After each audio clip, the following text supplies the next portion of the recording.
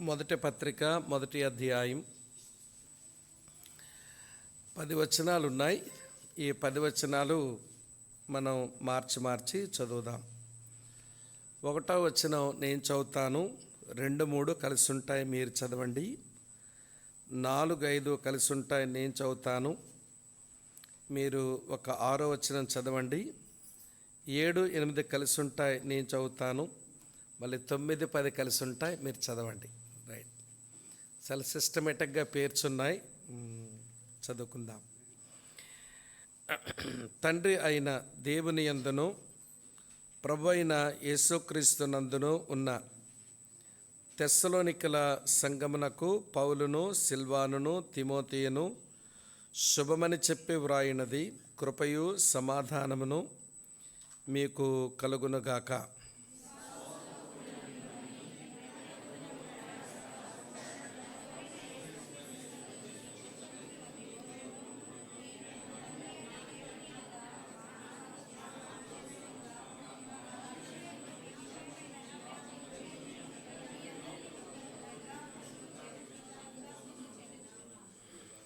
ఏలయనగా దేవుని వలన ప్రేమింపబడిన సహోదరులారా, మీరు ఏర్పరచబడిన సంగతి అనగా మా సువార్త మాటతో మాత్రము కాక శక్తితోనూ పరిశుద్ధాత్మతోనూ సంపూర్ణ నిశ్చయతతోనూ మీ యొద్దకు వచ్చి ఉన్న సంగతి మీకు తెలియను.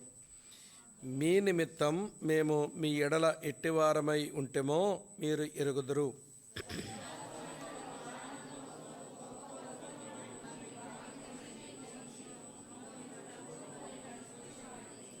కాబట్టి మాసిదోనియాలోను అకయలోను విశ్వాసులు అందరికీ మాదిరైతిరి. ఎందుకనగా మీ యొద్ద నుండి ప్రభువు వాక్యం మాసిదోనియాలోను అకయలోను మ్రోగెను. అక్కడ మాత్రమే కాక ప్రతి స్థలమందును దేవుని ఎడల ఉన్న మీ విశ్వాసం వెల్లడాయిన గనక మేమేమియు చెప్పవలసిన అవశ్యం లేదు.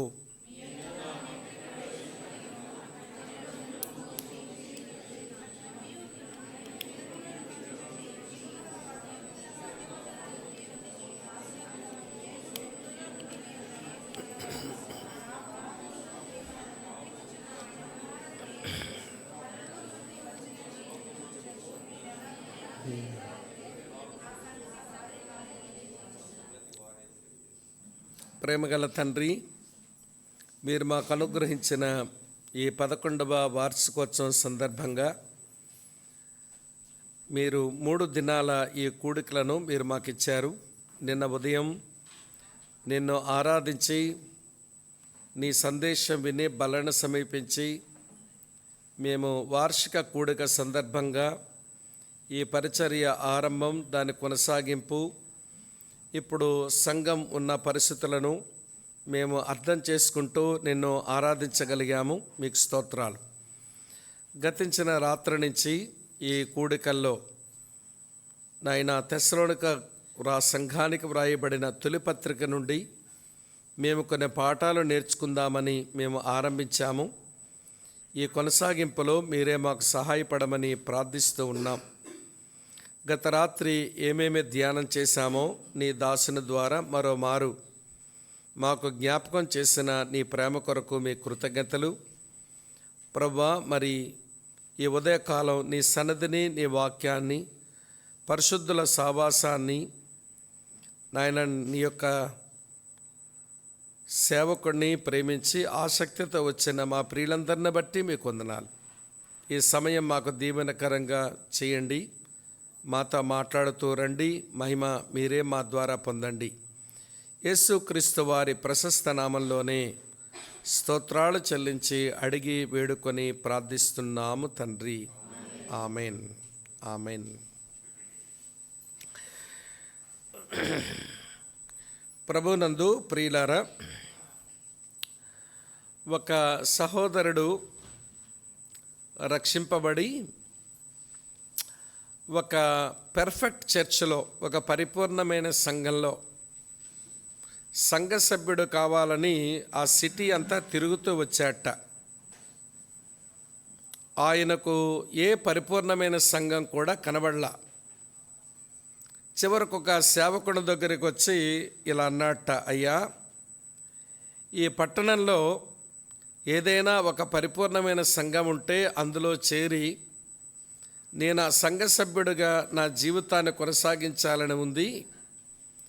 నేను పట్టణమంతా వెతికాను, ఇంకా వెతకవలసినది కొన్ని ఉన్నాయనుకోండి, కానీ నాకు అర్థమైంది ఈ పట్టణంలో పరిపూర్ణమైన సంఘం ఏది లేదని.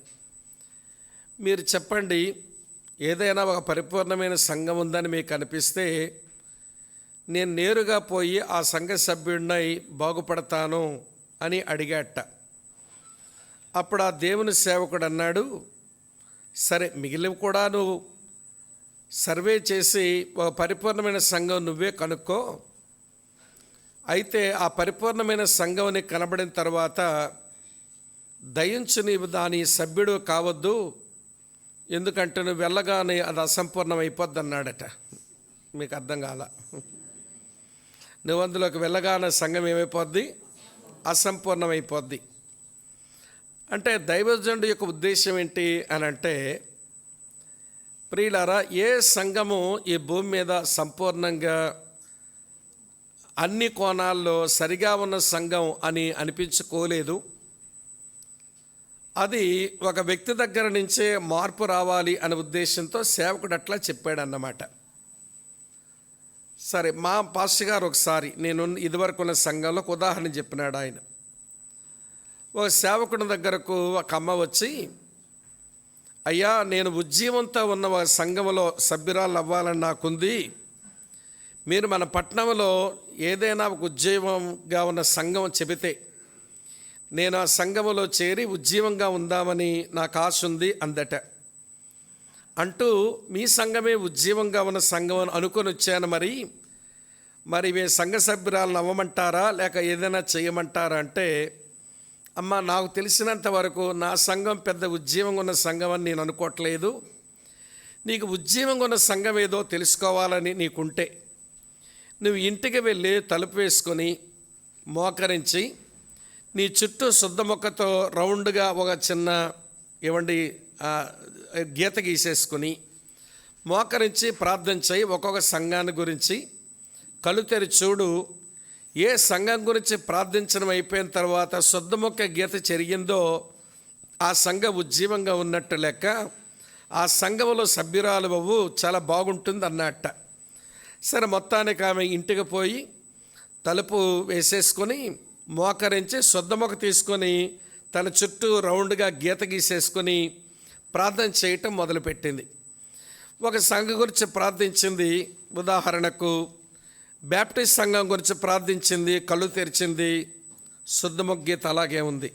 ఓహో, ఈ సంఘం ఉజ్జీవంగా లేదన్నమాట. మళ్ళీ కళ్ళు మూసుకుంది. లూథరన్ చర్చ్ కొరకు ప్రార్థించింది, మళ్ళీ కళ్ళు తెరిచింది, శుద్ధ మొక్క గీత అలా కనబడుతుంది, చెరగల. అంటే ఆ సంఘం కూడా ఉజ్జీవంగా లేదన్నమాట.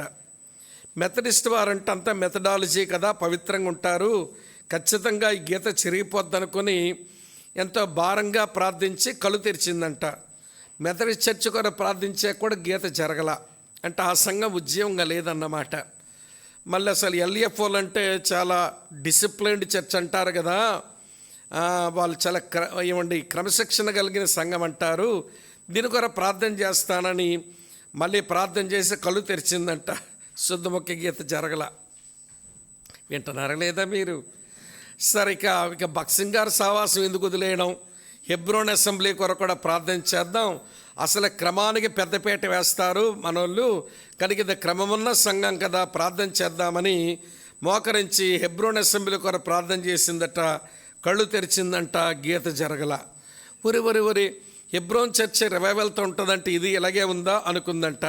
అట్లా కాదులే, బ్రదర్ సంఘాలకు బోధ ఎక్కువ కదా వీళ్ళు, కనుక వీళ్ళు చాలా వాక్యం మీద పట్టున్నోళ్ళని అంటుంటారు, వీళ్ళు కొరకు ప్రార్థన చేద్దాం. మళ్ళీ మోకరించి ప్రార్థన చేసిందంట, కళ్ళు తెరిచేసారు, గీత అలాగే ఉందట. వింటున్నారా మీరంతా? ఇక ప్రార్థన చాలులే అనుకుంది. ఇక ప్రార్థన చాలించి మళ్ళీ దేవుని సేవకుడి దగ్గరికి వచ్చిందట. అయ్యా, నువ్వు చెప్పిన సలహా పాటించాను. నేను ఇలాగ వరుసగా బ్యాప్టిస్ట్, లూథరన్, మెథడిస్ట్, తర్వాత LEF Hebron assembly, brethren assembly అన్నిటి కొరకు ప్రార్థన చేశాను. శుద్ధముఖ గీత జరగటం లేదు. నాకు అర్థమైంది ఏ సంఘాలు ఉద్యమంగా లేవని. ఇప్పుడు నన్ను ఏం చేయమంటారు అని అడిగిందంట. ఆ పెద్ద ఆయన అన్నాడు, అమ్మా ఆ సంఘాలు ఉద్యమం ఉందో లేదో అది వేరే విషయం, కానీ అసలు నీలో నిజంగా ఉద్యమం ఉంటే నువ్వు ప్రార్థన చేసినప్పుడు నీ కన్నీరు కారి ఆ శుద్ధముఖ గీత కొంచెమైనా జరిగితే ఆ సంఘం మీద నీకు భారం ఉందని అర్థమై ఆ సంఘానికి నువ్వు వెళ్తే ఉద్యమం వస్తుందని అసలు నీ కొరకే ఈ సూత్రం చెప్పాను అన్నాడంట. సిగ్గుపడిపోయిందంట ఆమె అర్థమవుతుందా? ఈరోజు క్రైస్తవులు ఎట్లయినారంటే ఆ సంఘంలో ఉద్యమం లేదు, ఈ సంఘంలో ఉద్యమం లేదని సేవకుడిని, సంఘాన్ని దుయ్యబెట్టడం వచ్చేస్తుంది మనకు. కానీ అసలు రివైవల్ నాతో మొదలవ్వాలి, పరిపూర్ణత నాతోనే మొదలవ్వాలి అనేటువంటి ఆరాటాలు మనకు కొంచెం తగ్గిపోయినాయి. అందుకే తమ్ముడు అంటున్నారు, అన్న ఏంటో మన వాళ్ళ మధ్య అలసత్వం పెరిగింది, అంత చురుగ్గా పాల్గొనడం లేదు, ఆసక్తిగా వాక్యం కూడా రావడం లేదని అంటే నేను అన్నాను, కోవిడ్ వచ్చాక ఈ అలసత్వం బాగా పెరిగింది తమ్ముడు అని చెప్పాను. కానీ నా మనసులో ఏముందంటే కరోనా వచ్చినప్పుడు అందరూ ఒకే దగ్గర కూర్చొని మీరు ఆరాధించే వాక్యం వింటే ఒకరు వదిలిపెట్టిన గాలి మరొకరు పీల్చుకుంటే చస్తారని మీరు మందిరాలకు రావద్దు, మీ ఇంటికి లింకులు పంపుతాము, జూమ్లో జాయిన్ అవ్వండి అని మేమే నేర్పించాం. కనుక జూమ్ అలవాటైన మీరు ఇప్పుడు రూముకి రావట్లా, అవునా? జూమ్ అలవాటు అయిపోయింది, ఇప్పుడు రూముకి రావట్లా, మందిరానికి రావట్లా. ఆసక్తి కొంచెం అనగారుతా ఉంది. దేవుని స్తోత్రం, మీరు ఆసక్తితో మీరు వచ్చారు, చాలా సంతోషం. ఇదంతా ఎందుకు చెప్పానంటే మీరండి, భూమి మీద ఏ సంఘం కూడా పర్ఫెక్ట్ చర్చ్ అవ్వదు. ఏదో ఒక లోపం, ఏదో ఒక లొసుగు, ఏదో ఒక బలహీనత ఉంటుంది. అలాగనే ఇవాళ భూమి మీద ఉన్న ఏ సంఘం అది పరిపూర్ణమైన ఉజ్జీవంతో ఉంది అని కూడా మనం చెప్పలేము. కాకపోతే భూమి మీద ఒక మాదిరి గల సంఘం ఉండొచ్చు, ఆ సంఘాన్ని మనం అనుసరించవచ్చు. ఈ రోజున పౌలు గారు రాసినటువంటి 10 వచనాల్లో తెస్సలోనికా సంఘాన్ని అభినందిస్తూ వారి గురించి నేను కృతజ్ఞతలు చెల్లిస్తున్నాను, మీరు బట్టి ఆనందిస్తున్నానని చెబుతూ మీరు ఒక మోడల్ చర్చ్గా ఉన్నారు అని చెప్పినటువంటి విషయాలు మనం ఈ లేఖనాల్లో మనం చూస్తాం. ఇక్కడ విషయం మీతో చెప్పాలి. అదేంటంటే సంఘము దాని యొక్క ప్రియులారా ఏమంటే విలువ మనం ఎరగడం చాలా ప్రాముఖ్యం. ప్రభు సంఘమును ప్రేమించాడు, ఇది మొదటి మాట. ప్రభు సంఘము కొరకే రక్తం కార్చాడు, ఇది రెండో మాట. ప్రభు సంఘమును తన రక్తంతో కొనుక్కున్నాడు, ఇది మూడో మాట. ఆలకిస్తున్నారా ఈ మాట? కనుక సంఘమునకు పరిశుద్ధాత్మ దేవుని పర్యవేక్షకుడికి ఇచ్చాడు, ఇది 4వ మాట. సంఘమునకు వాక్యమును పోషణగా ఇచ్చాడు, 5వ మాట. సంఘమునకు ఆలకిస్తున్నారా కాపరులుగా వాక్య సేవకులు పెట్టినాడు, ఇది 6వ మాట. ఇట్లా సంఘము దేవుని దృష్టిలో అది చాలా ప్రశస్తమైనది.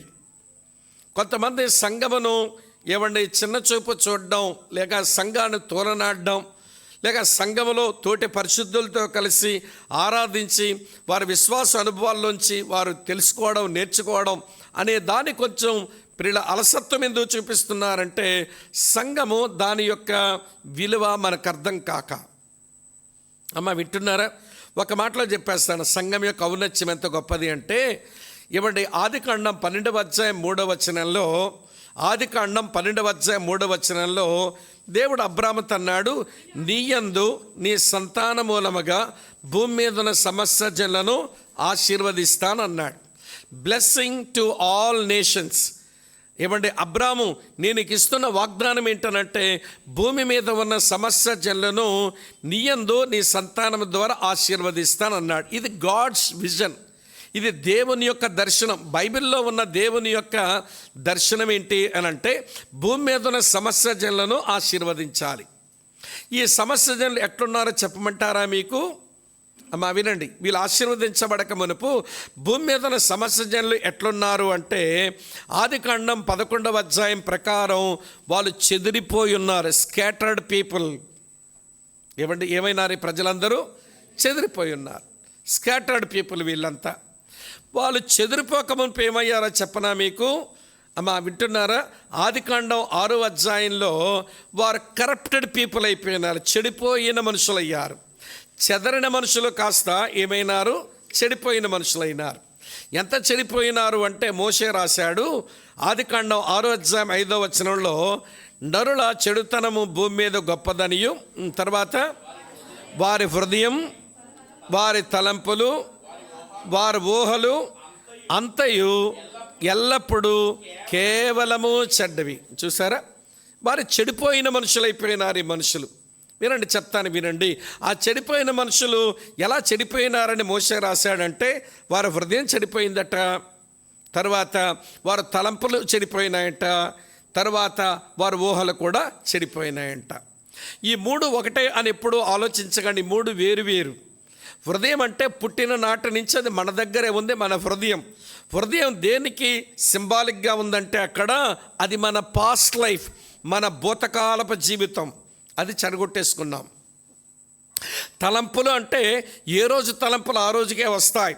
అందుకని తలంపులు ఏంటనంటే అది మన ప్రజెంట్ లైఫ్, అది మన వర్తమాన కాలం. హృదయం మన భూతకాలం. అమ్మ బాధపడుతున్నదా మీకు? హృదయం మన భూతకాలం, చెప్పండి. తలంపులు మన వర్తమాన కాలం. ఊహలు అనేవి అది భవిష్యత్ కాలానికి చెందినవి. నిన్నటికి ఊహలు ఉండవు, ఈ రోజుకి ఊహలు అక్కర్లేదు, తలంపులు ఉంటే చాలు. రేపటికి ఊహలు అవసరం కదా. ఊహలంటే భవిష్యత్ కాలం అన్నమాట. అంటే ఆనాటి చెడిపోయిన మనుషులు వారు భూతకాలం చెడగొట్టుకున్నారు, తర్వాత వారు వర్తమాన కాలం చెడగొట్టుకున్నారు, తర్వాత వాళ్ళు భవిష్యత్తు కాలం చెడగొట్టుకున్నారు. ఒక మాటలో చెప్పాలంటే వీళ్ళు అన్ని కాలాలు చెడగొట్టుకున్న మనుషులు. అన్ని కాలాలు చెడగొట్టుకున్న మనుషులకు ఇక వచ్చేది ఒకే ఒక కాలం, దాని పేరే పోయే కాలం. అదే కదా వాళ్ళకి వచ్చింది. తర్వాత అన్ని కాలాలు చెడగొట్టుకున్న మనుషులకు ఇక వచ్చేది పోయే కాలం, కాకపోతే ఇంకేం కాలం ఉంటుంది చెప్పండి? హృదయమా చెడగొట్టుకున్నారు, తలంపులా చెడగొట్టుకున్నారు, ఊహలా చెడగొట్టుకున్నారు, భూతకాలమా చెడగొట్టుకున్నారు, వర్తమాన కాలమా చెడగొట్టుకున్నారు, భవిష్యత్తు కాలమా చెడగొట్టుకున్నారు. అందుకు వాళ్ళు ఏమన్నారంటే కరప్టెడ్ పీపుల్, చెడిపోయిన మనుషులు. చెదరిన జనాంగాలు ముందు చెడిపోయిన జనాంగాలు అయినాయి. సరే, వీళ్ళు ఇట్లా మారడానికి ఆదికాండం 3 దగ్గరే వెళితే అక్కడ ఉన్నదేంటో తెలుసండి. ఒక రెబలియస్ ఫ్యామిలీ, ఒక తిరుగుబాటు చేసే కుటుంబం కదా. ఆదామవ్వల కుటుంబం అది తిరుగుబాటు చేసిన కుటుంబం. తిరుగుబాటు చేసిన కుటుంబంలోంచి చెడిపోయిన జనాంగాలు రాగా, చెడిపోయిన జనాంగాల్లోంచి చెదరిపోయిన జనాంగాలు రాగా, ఇప్పుడు ఆదికాండం 12:3 నేపథ్యం ఈ మూడే. అబ్రాము, నీ యందు, నీ ద్వారా, నీ సంతానము ద్వారా భూమి మీద సమస్త జనంలో నేను ఆశీర్వదిస్తాను అన్నాడు. అర్థమవుతుందా విషయం? మరి ఇప్పుడు అబ్రాము నందు అంటే అబ్రాము ఉన్నాడుగా, అతని సంతానం ఎవరు? ఇస్సాకునా? అంటే ఇస్సాకు సాధనమైతే అవ్వచ్చు, కానీ అక్కడ మోషే ద్వారా దేవుడు చెప్పిన ఆ వాగ్దానములున్న ఆ సంతానం ఇస్సాకు కాదు. చదవండి, మీకు తెలుస్తుంది. గలతీ పత్రిక 3:16 చూస్తారా? గలతీలకు రాసిన పత్రిక 3:16. గలతీలకు రాసిన పత్రిక 3:16. అబ్రామునకును అతని సంతానమునకును వాగ్దానములు చేయబడెను, ఆయన అనేకులను గూర్చి అన్నట్టు నీ సంతానములకును అని చెప్పక ఒకరు గూర్చి అన్నట్టే నీ సంతానమునకు అనెను. ఆ మాట అండర్లైన్ చేయండి. ఆ సంతానము ఎవరటమ్మా? క్రీస్తు. అబ్రాము నీ యందు, నీ సంతానముల ద్వారా కాదు. అబ్రాము నీ యందు, నీ సంతానము ద్వారా భూమి మీద సమస్త జనులను ఆశీర్వదిస్తానన్నప్పుడు ఆ సంతానం ఎవరంటే యేసుక్రీస్తు. మరి యేసు ప్రభు వలన సమస్త జనులకు ఎట్లా వస్తుంది ఆశీర్వాదం అంటే ఇప్పుడు చెప్తాను వినండి. యేసు వ్యక్తుల యొక్క పాపక్షమాపణ కొరకు మరణించి వ్యక్తులు నీతిమంతులుగా తీర్చబడడం కొరకు తిరిగి లేచినాడు. అమ్మ వింటున్నారా? మరణం మన పాపక్షమాపణ కొరకు, ఆయన పునరుత్థానం మన నీతిమంతులుగా తీర్చబడడం కొరకు. ఈ మాట గలతీ పత్రిక 4:25 ఉంటుంది. అండర్లైన్ చేయండి. చివరి వచనం, మంచి వచనం అది. రోమా పత్రిక 4:25 లాస్ట్ వెర్స్ చదవండి. ఏమి రాసింది అక్కడ? ఆయన మన అపరాధముల నిమిత్తం అప్పగించబడి, అది ఆయన మరణం. అవునమ్మా. ఆ తర్వాత మనము నీతిమంతులుగా తీర్చబొట్టకై లేపబడ, అది రిజరక్షన్. ఆయన శిలువ మరణం మన పాప క్షమాపణ కొరకు, ఆయన పునరుత్థానం మన నీతిమంతులుగా తీర్చబడ్డం కొరకు. కనుక అట్లా మరణించి ఆయన తిరిగి లేచిన తర్వాత ఆయన వెళ్ళిపోయాడు. శిష్యుల్ని ఏమన్నాడు, మీరు పైనుంచి శక్తి పొందే వరకు, పైనుండి వచ్చే శక్తి పొందే వరకు మీరు యెరూషలేములో నిలిచి ఉండండి. మీరు పైనుండి శక్తిని పొందిన తర్వాత మీరు యెరూషలేము, యోదయ, సమరయ, భూదిగంతాల వరకు మీరు నాకు సాక్షులయ్యుందురు అన్నారు. అప్పుడు వారు యేసుప్రభు ఆరోహణమైన తర్వాత, ఆలకిస్తున్నారా మీరంతా, వారు ప్రార్థనలో ఉన్నారు. ఎన్ని రోజులు ప్రార్థించారు?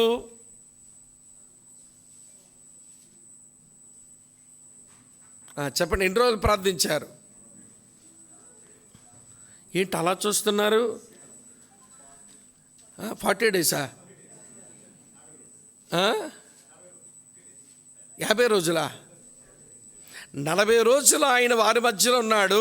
50 డేస్ అన్నమాట మంచి మాట తమ్ముడు. 40 రోజులు వారి మధ్యనే ఉన్నాడు.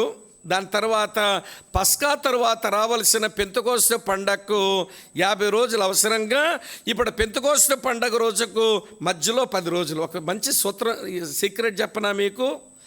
భూలోకానికి పరలోకానికి ఆమె వింటున్నారా, ఎన్ని రోజుల ప్రయాణమో తెలుసా మీకు? భూలోకం నుంచి పరలోకానికి ఎన్ని రోజుల ప్రయాణమో చెప్పనా?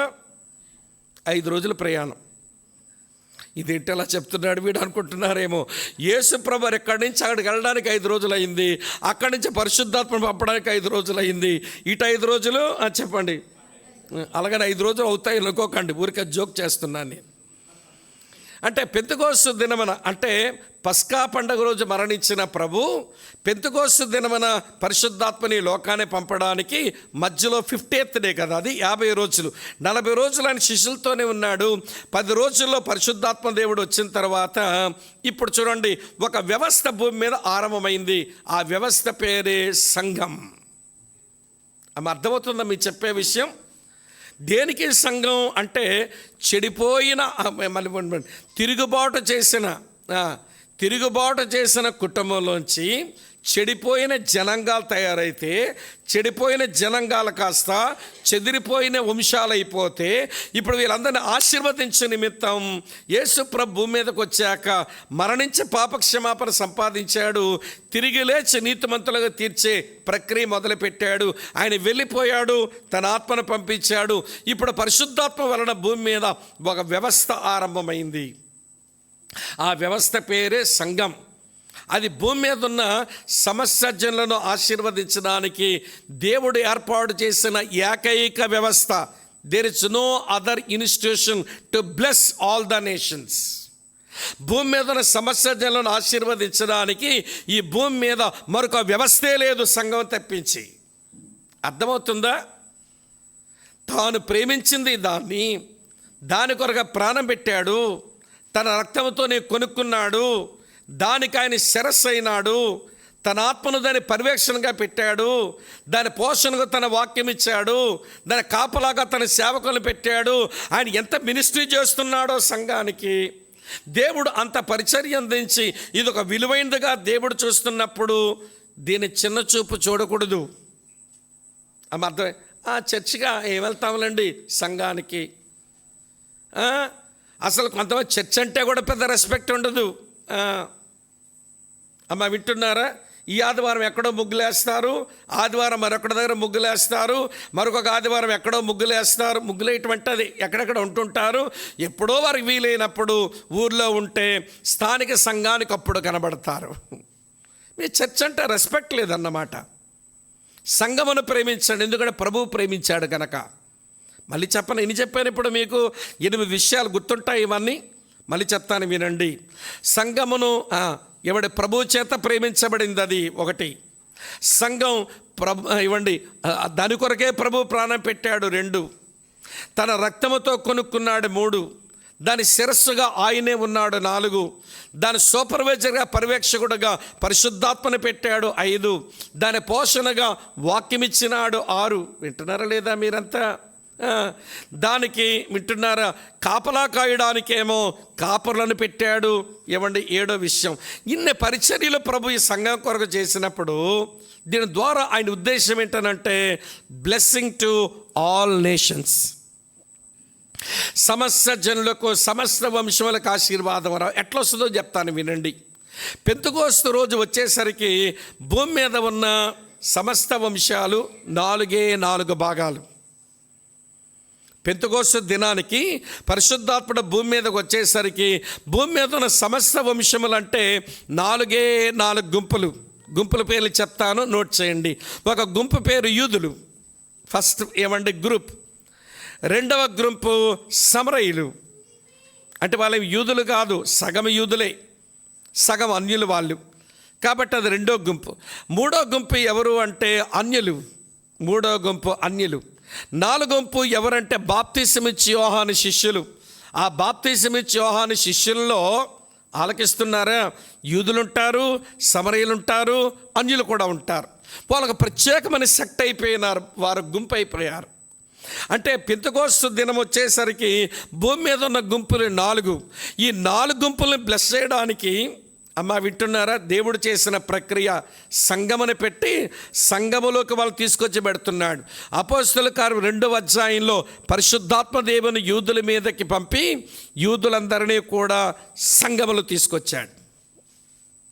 అపోస్తలుల కార్యం 8వ అధ్యాయంలో సమరయుల మీదకు దేవుడు తన ఆత్మను అనుగ్రహించి సమరయులు తీసుకొచ్చి సంఘములో పెట్టాడు. అపోస్తలుల కార్యం 10వ అధ్యాయంలో అన్యజనులను మీదకు తన ఆత్మనిచ్చి వారిని కూడా సంఘములో తీసుకొచ్చి పెట్టాడు. అపోస్తలుల కార్యం 19వ అధ్యాయంలో బాప్తిసమిచ్చి యోహాను శిష్యులకు ఆత్మను అనుగ్రహించి వాళ్ళని తీసుకొచ్చి సంఘంలో పెట్టాడు. ఇక ఎవరు మిగల్లా? 2, 8, 10, 19. అపోస్తలుల కార్యం 2, 8, 10, 19 ఈ 4 అధ్యాయాలు మినహాయించి మరొక దగ్గర ఎక్కడ పరిశుద్ధాత్మ దేవుడు పరలోకం నుంచి భూమి మీదకి వచ్చి మనుషుల మీద వ్రాలిన వృత్తాంతాలు ఉండవు. అంతే, 4. వీళ్ళంతా ఫెడరల్ హెడ్స్. ఆ రోజుల్లో ఉన్న యూదులు, ఆ రోజుల్లో ఉన్న సమరయులు, ఆ రోజుల్లో ఉన్న అన్యులు, ఆ రోజుల్లో ఉన్న బాప్తిసమిచ్చి యోహాను శిష్యులు, ఆయా గుంపులకు వాళ్ళు ఫెడరల్ హెడ్స్ అన్నమాట. వాళ్ళు ప్రాతినిధ్యం ఇచ్చేవాళ్ళు. యూదులు ఆ రోజున ఎంతమంది మీద అయితే పరిశుద్ధాత్ముడు వచ్చాడో వాళ్ళందరినీ, వాళ్ళు వెనుకున్న యోధా జాతిని దేవుడు అంగీకరిస్తున్నాడు. సమరయులను దేవుడు అంగీకరిస్తున్నాడు, అన్యులను దేవుడు అంగీకరిస్తున్నాడు, అలాగే బాప్తిసమిచ్చి యోహాను శిష్యులను అంగీకరిస్తున్నాడు.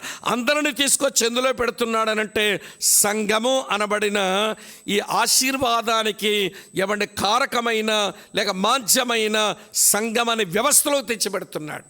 ఇది అర్థం కావట్లేదు మన వాళ్ళకి. ఏంటో సంఘం అంటే మనం ఇటుక, రాళ్ళు, సిమెంటు, ఇనుము, కర్రతో చేసుకుని చర్చ్ అనుకుంటున్న బిల్డింగ్ చర్చ్ ఎప్పుడు అవ్వదు. ఇది మందిరం. సంఘం మనుషులు వింటున్నారా, సంఘం కూడుకునే స్థలం మందిరం. ఇలా మళ్ళీ చెప్పనా మీకు, సంఘం ఎవరు కడతారు? నేను తమ్ముడు చెప్పాను ఆ మాట. సంఘం ఎవరు కడతారు? ఆ మధ్య ఒక ఊరికి పోయాను నేను, మా ఒరిస్సా బార్డర్లో లేండి. అన్నాడు, బ్రదరు మేము ఎంత పెద్ద సంఘం కట్టుకున్నాం అన్నాడు. నేను అన్నాను, సంఘం మీరు కట్టారు అన్నాను. అవునండి మేమే కట్టుకున్నాం అన్నాడు. మళ్ళీ అడిగాను, సంఘం మీరే కట్టారు? అవును మేమే కట్టుకున్నామండి. 1,30,00,000 అయింది అన్నాడు. సంఘం మీరే కట్టారా? మేమే కట్టుకున్నాం అన్నాడు. 1,30,00,000 ఎందుకండి సంఘం కట్టడానికి అన్నాను నేను. ఆడికి ఒక మొక్క అర్థమై చావాలా నా ప్రశ్న. అంటే అతని బ్రెయిన్లో ఉన్నదేంటి? సంఘం అంటే కట్టినటువంటి మందిరం. ఇది మందిరం లోపల కూర్చోవడానికి వస్తుంది, అది సంఘం. క్రైస్తవులకు ఈ రోజుకి వ్యత్యాసం తెలియట్లా. వింటున్నారా, సంఘాన్ని దేవుడు కడతాడు, మందిరాన్ని మనం కట్టుకుంటాం. సంఘంలో ఎక్కడ అడిగామనుకోండి, మీ సంఘంలో ఎంతమంది ఉంటారంటే నన్ను ఎవరైనా అడిగారనుకోండి, నాకు తెలియదు. ఎందుకంటే ఇందులో మారు మనసు పొందినాడు ఎవడో, లేక నటించినటువంటి ఉంటారే కొంతమంది మాయిదారక్కలు. మా ముందేమో తెల్ల పౌరాలు కనబడతారు, కానీ నిజం కాదు, నల్లకాకులు. కానీ తెల్ల పౌరాలను లెక్క పెట్టేసామనుకోండి వీళ్ళు సంఘం అని, ఇవి నల్లకాకులు ఇవి. కాబట్టి వీళ్ళు సంఘం అనుకోకూడదు. బ్రదర్ మీ సంఘంలో ఎంతమంది ఉంటారంటే, మా సంఘం యొక్క లెక్క నాకు తెలియదు, మందిరానికి వచ్చిన లెక్క చెప్పమంటే చెప్తా. మందిరము లెక్క మేం చెప్పగలం, సంఘము లెక్క ఆయన ఎరుగును. సంఘము లెక్క ఎవరికి ఎరుగును? ఆయన ఎరుగును. ఏమండి వింటున్నారా? సంఘము లెక్క ఆయనకు తెలుసు, మందిరము లెక్క సేవకులుగా మాకు తెలుస్తుంది. దీని విభజన మనకి కొంచెం స్పష్టంగా అర్థం కావాలి. చెప్పండి, మనం ఎవరు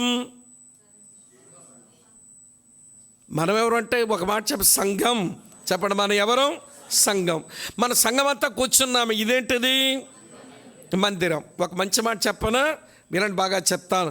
సంఘం అది కదులుచున్న మందిరం. అమ్మా, ఈ మందిరం ఇది కదలని మందిరం. ఈ రోటరీ నగర్లో మన మందిరం ఎప్పుడు చూసినా ఇక్కడే ఉంటుంది, కదలదు. కానీ ఏమండి, బాలస్వామి గారు అనే ఆ మందిరం అక్కడక్కడికి రోజు రోజు కదులుకుంటూ పోతూ ఉంటుంది. జాన్ బాబా అనే మందిరం కదులుతూ ఉంటుంది. ఈ స్వామి అనే మందిరం కదులుతూ ఉంటుంది. ఇది సంఘం. ఇది సంఘములో ఇది ఒక అంగం. ఇది కదులుతూనే ఉంటుంది. కనుక దేవుని పిల్లలు కదులుచున్న మందిరాలు, మన కట్టుకున్న మందిరం అది కదలని మందిరం. ఈ రెండింటి మధ్య వ్యత్యాసం తెలియకపోతే దీనికి మనం దండం పెట్టుకుంటూ కూర్చుంటాం. ఏది కబడ్డీ కోతకు వెళ్ళినప్పుడంట, కబడ్డీ ఎప్పుడే చూసారు? కబడ్డీ ప్లే ఎప్పుడైనా చూసారా? వాడు కౌంట్కి వెళ్ళినప్పుడు అక్కడ గీత ఉంటుంది, దాన్ని ఇట్లా ముద్దు పెట్టుకొని అనుకుంటూ వెళ్తాడనమాట. ఏది ఏమండి, మంచి పాయింట్స్ రావాలని వెళ్తాడు. అలా కొంతమంది మందిరంలోకి వచ్చి ఆ ద్వారం, మీ దగ్గర నేను ఎప్పుడు చూడలేదులేండి, చూసిన వాళ్ళ గురించే చెప్తున్నాను. మా వైపు మందిరం రాగానే ద్వారబంధానికి అని అనుకుంటారు. ఈ ద్వారబంధానికి ఎందుకు ముద్దులు పెడుతున్నారు వీళ్ళు, ఎందుకు ఇలా తాగుతున్నారంటే వాళ్ళకి అర్థమైంది అదే పాపం. నేను అన్నాను, పాస్టర్ గారు మీరు చెప్పాలి కదన్నా, మీరు చెప్పకపోతే పాపం ఎంత అజ్ఞానంగా ఉంది వాళ్ళ ఆరాధన. నాకు భయం ఏంటనంటే అజ్ఞానపారాధన ఉన్న చోట అమ్మ ఆలకిస్తున్నారా, అపవిత్రమైన కార్యాలకు తెరలేస్తుంది. అజ్ఞానపారాధన. ఈ రోజున కొన్ని ఆరాధనల్లో భయంకరమైన అపవిత్రత ఎందుకు కనబడుతుంది? అది ఏ మతమైనా కానీ అజ్ఞానపారాధన ఉన్న స్థలంలో అపవిత్రమైన కార్యాలకు మనం తెరలేపేస్తాం. అందుకని చర్చిలో అంటే మన ఇవన్నీ వింటున్నారా, సంఘముగా మన మధ్య అజ్ఞానపారాధన ఉండకూడదు.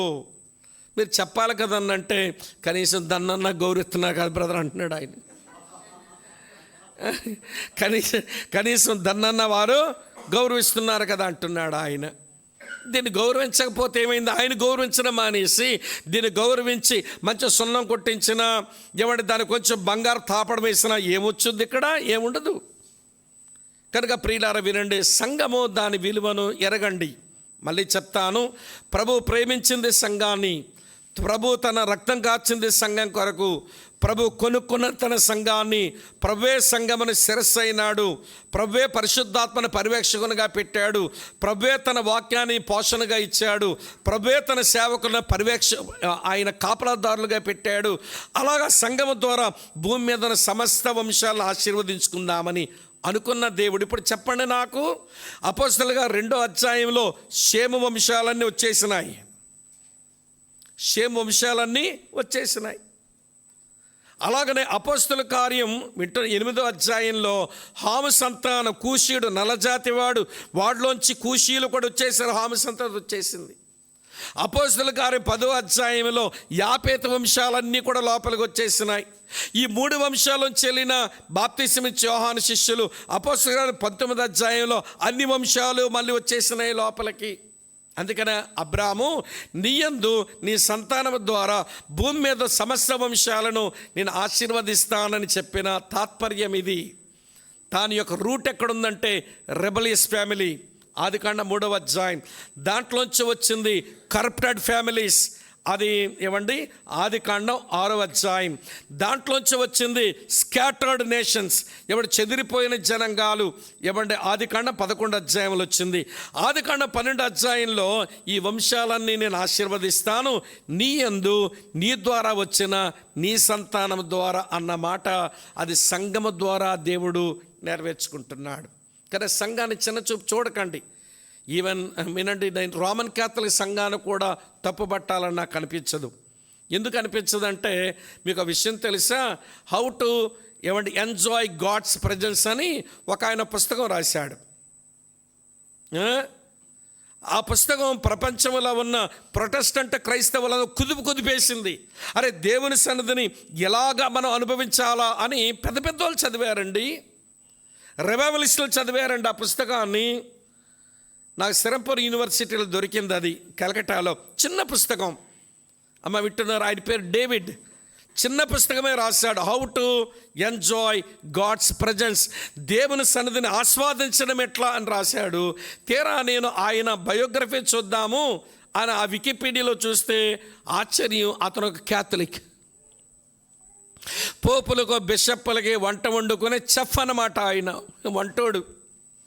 దేవుని సన్నిధిని ఎంజాయ్ చేయడం ఎట్లా, ప్రభు సన్నిధి ఎంత క్లోజ్గా మనకి ఎలాగొస్తుంది అనేది రాశాడు. అందుకని అంటే ఇప్పుడు క్యాథలిక్ చర్చిలో కూడా దేవునికో శాసనం ఉన్నారుగా, మరి దాన్ని ఎందుకు మనం తోలనాడ్డాం? ఏ సంఘం, పేర్లు చాలా ఉన్నాయి అనుకోండి, ఏ సంఘాన్ని మనం తోలనాడొద్దు. దేవుని కొరకైన శాసనాన్ని దేవుడు తన సంఘములు ఉంచుకుంటాడు. నేను తమ్ముడు చెప్పినట్లుగా దేవుడు తన సంఘమును తాను కట్టుకుంటాడు. దేవుడు తన సంఘాన్ని తాను కట్టుకుంటాడు. అది అలా బాగలేదు కానీ నేనేదో చేసేద్దాము, అది బాగలేదు కానీ నేనేదో చేసేస్తానని ఉజ్జాలు అయిపోకండి, చచ్చిపోతారు మీరు. కొంతమందికి ఉద్రేకాలు ఉంటాయి. ఉద్రేకం అంటే తెలుసా? ఏంటి అలా చూస్తున్నారు? ఉద్రేకం అంటే తెలుసా? నిబంధన మందసం పడిపోతుందంట, పట్టేసుకుని ఆపేద్దాం అనుకుంటున్నాడు. నీకెందుకు ఆ తపన, ఎందుకు ఆ ఉద్రేకం? అది ప్రభుది, ఆయన చూసుకుంటాడు. అది పట్టుకోవడానికి తగనని ఒక అడుగు వెనక వేయవలసిన పెద్ద ఆయన నేనేదో చేద్దామని తపన పడి చివరికి అతను తనువునే చాలించుకోవాల్సి వచ్చింది. కనుక ప్రభు తన సంఘాన్ని తను కట్టుకుంటాడు. మనకి ఏది చేయమంటే చేద్దాం అని చెప్పని పని మనం చేయకూడదు. సరే, ఇంతకీ నేను అంతా ఎందుకు చెప్పి ఇంత ఉపోద్ఘాతం బంగాళాఖాతం అని చెప్పా? ఎందుకు చెప్పానంటే సంఘము దాని విలువ అది మనకు అర్థం కావాలి. ప్రభువే దీన్ని ప్రేమిస్తున్నాడు కనుక దీన్ని ప్రేమించడం రావాలి. సంఘము ద్వారా జరగవలసిన ఆ సంకల్పం నెరవేర్పుకొచ్చే దిశగా సంఘములో నేను మీరు కలిసి బ్రతకాలి, కలిసి సేవ చేయాలి. అది మీరు అర్థం చేసుకుంటారని నేను ఎంతసేపు చెప్పాను. ఇప్పుడు పౌలు భక్తుడు ఈ సంఘాన్ని, ఈ చెప్పండి, పర్ఫెక్ట్ చర్చా, రివైవల్ చర్చ్ అంటే రెండూ కాదు. ఇది పరిపూర్ణమైన సంఘము కాదు, పెద్ద ఉద్యమంతో నిండిపోయిన సంఘం అని కాదు. కానీ ఇది ఏమి సంఘం అని పౌలు స్తుతిస్తున్నాడు ప్రభువుని. వీళ్ళు ఎందుకు అభినందిస్తున్నాడంటే వీళ్ళది మోడల్ చర్చ్, ఏమంటే మాదిరి గల సంఘం. మొదటి అధ్యాయానికి నా మెసేజ్ పేరే మోడల్ చర్చ్, మాదిరి గల సంఘం. ఆ సంఘములో మీరు నేను సభ్యులమై మనమున్న స్థానిక సంఘాలు అది మాదిరి గల సంఘంగా చేసుకోవాలి అంటే వీరి దగ్గర నుంచి మనం ఒక 5 రకాల బోధలు మనం ఇప్పుడు నేర్చుకోవాలి. ఇందులో 5 సంగతులు ఉంటాయి. 2-3 వచనాల్లో ఒకటి ఉంటుంది, అమ్మ వింటున్నారా? 4-5 వచనాల్లో ఒకటి ఉంటుంది, 6వ వచనంలో ఒకటి ఉంటుంది, 7-8 వచనాల్లో మరొకటి ఉంటుంది, 9-10 వచనాల్లో మరొకటి ఉంటుంది. 5 విషయాలు. 2-3లో ఒక తలంపు, 4-5లో మరో తలంపు, 6వ వచనంలో మరో తలంపు, 7-8లో మరో తలంపు, 9-10లో మరో తలంపు. 5 తలంపులు దైవజనుడు రాసి మీరు చాలా మాదిరి గల సంఘం అని చెప్పి వారిని ఆయనే అభినందించాడు. కనుక ప్రియులారా, సేవకుని చేత అభినందించబడిన, ప్రభు చేత మెచ్చబడిన ఒక స్థానిక సంఘం, మాదిరి గల సంఘం ఎప్పుడు కాగలదో ఈ వచనాల్లోంచి మనం నేర్చుకుంటాం. రండి, 2-3 చదువుతున్నాను. మొట్టమొదట ఇలా ఉంది: విశ్వాసంతో కూడిన మీ పనిని, ప్రేమతో కూడిన మీ ప్రయాసమును, మన ప్రభువైన యేసుక్రీస్తునందలి నిరీక్షణతో కూడిన మీ ఓర్పును మేము మన తండ్రి అయిన దేవుని ఎదుట మానక జ్ఞాపకం చేసుకొనొచ్చు. మా ప్రార్థనల యందు మీ విషయమై విజ్ఞాపనము చేయొచ్చు. మీ అందరి నిమిత్తం ఎల్లప్పుడూ దేవునికి కృతజ్ఞతాస్తుతులు చెల్లించుచున్నాము. ఈ 2 వచనాల్లో ఓ తెస్సలోనికా సంఘమా, మీరు ఎటువంటి సంఘంగా ఉన్నారంటే శక్తివంతమైన సంఘం, ఎనర్జెటిక్ చర్చ్.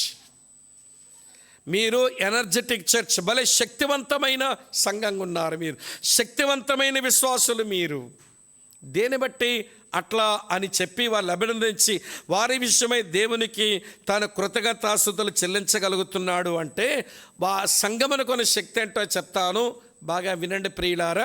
మనం చదివితే 2వ వచనంలో విశ్వాసముతో కూడిన పని ఉందంట వాళ్ళ దగ్గర. లోపల విశ్వాసం, బయటికి పని. తర్వాత ప్రేమతో కూడిన మీ ప్రయాసం, అంటే లోపల ప్రేమ, బయటకు ప్రయాసం కనబడుతున్నది. తర్వాత యేసుక్రీస్తునందలి నిరీక్షణతో కూడిన ఓర్పు, లోపల నిరీక్షణ ఉంది, బయటకు ఓర్పు కనబడుతుంది. ఈ కారణం చేత మీరు శక్తివంతమైన సంఘంగా ఉన్నారు అని ఆయన అభినందిస్తూ ఉన్నాడు. ఇప్పుడు ఆ విషయం అడుగుతాను, మనకు కనబడుతున్న ఎలక్ట్రికల్ వైర్లలో పవర్ ఉందంటారా లేదా? ఉంది. మీరు చూసారా? మరి ఎట్లా చెప్తున్నారండి పవర్ ఉందని? అమ్మ ఇంటమ్మా, లైట్లు వెలిగాయి కనుక, ఫ్యాన్లు తిరుగుతున్నాయి కనుక, అంటే లైట్లు ఫ్యాన్లు అవి తిరగడం, పనిచేయడం, అది ఎఫెక్ట్ అంతే. కానీ ఎలిమెంట్ ఎక్కడుంది? ఆ ఎఫెక్ట్ని ఇవ్వడానికంటే వైరుల్లో ఉంది. వైరుల్లో ఉన్న పవర్ అది ఎలిమెంట్. ఫ్యాన్ తిరుగుతుంది, లైట్లు వెలుగుతున్నా, అది ఎఫెక్ట్.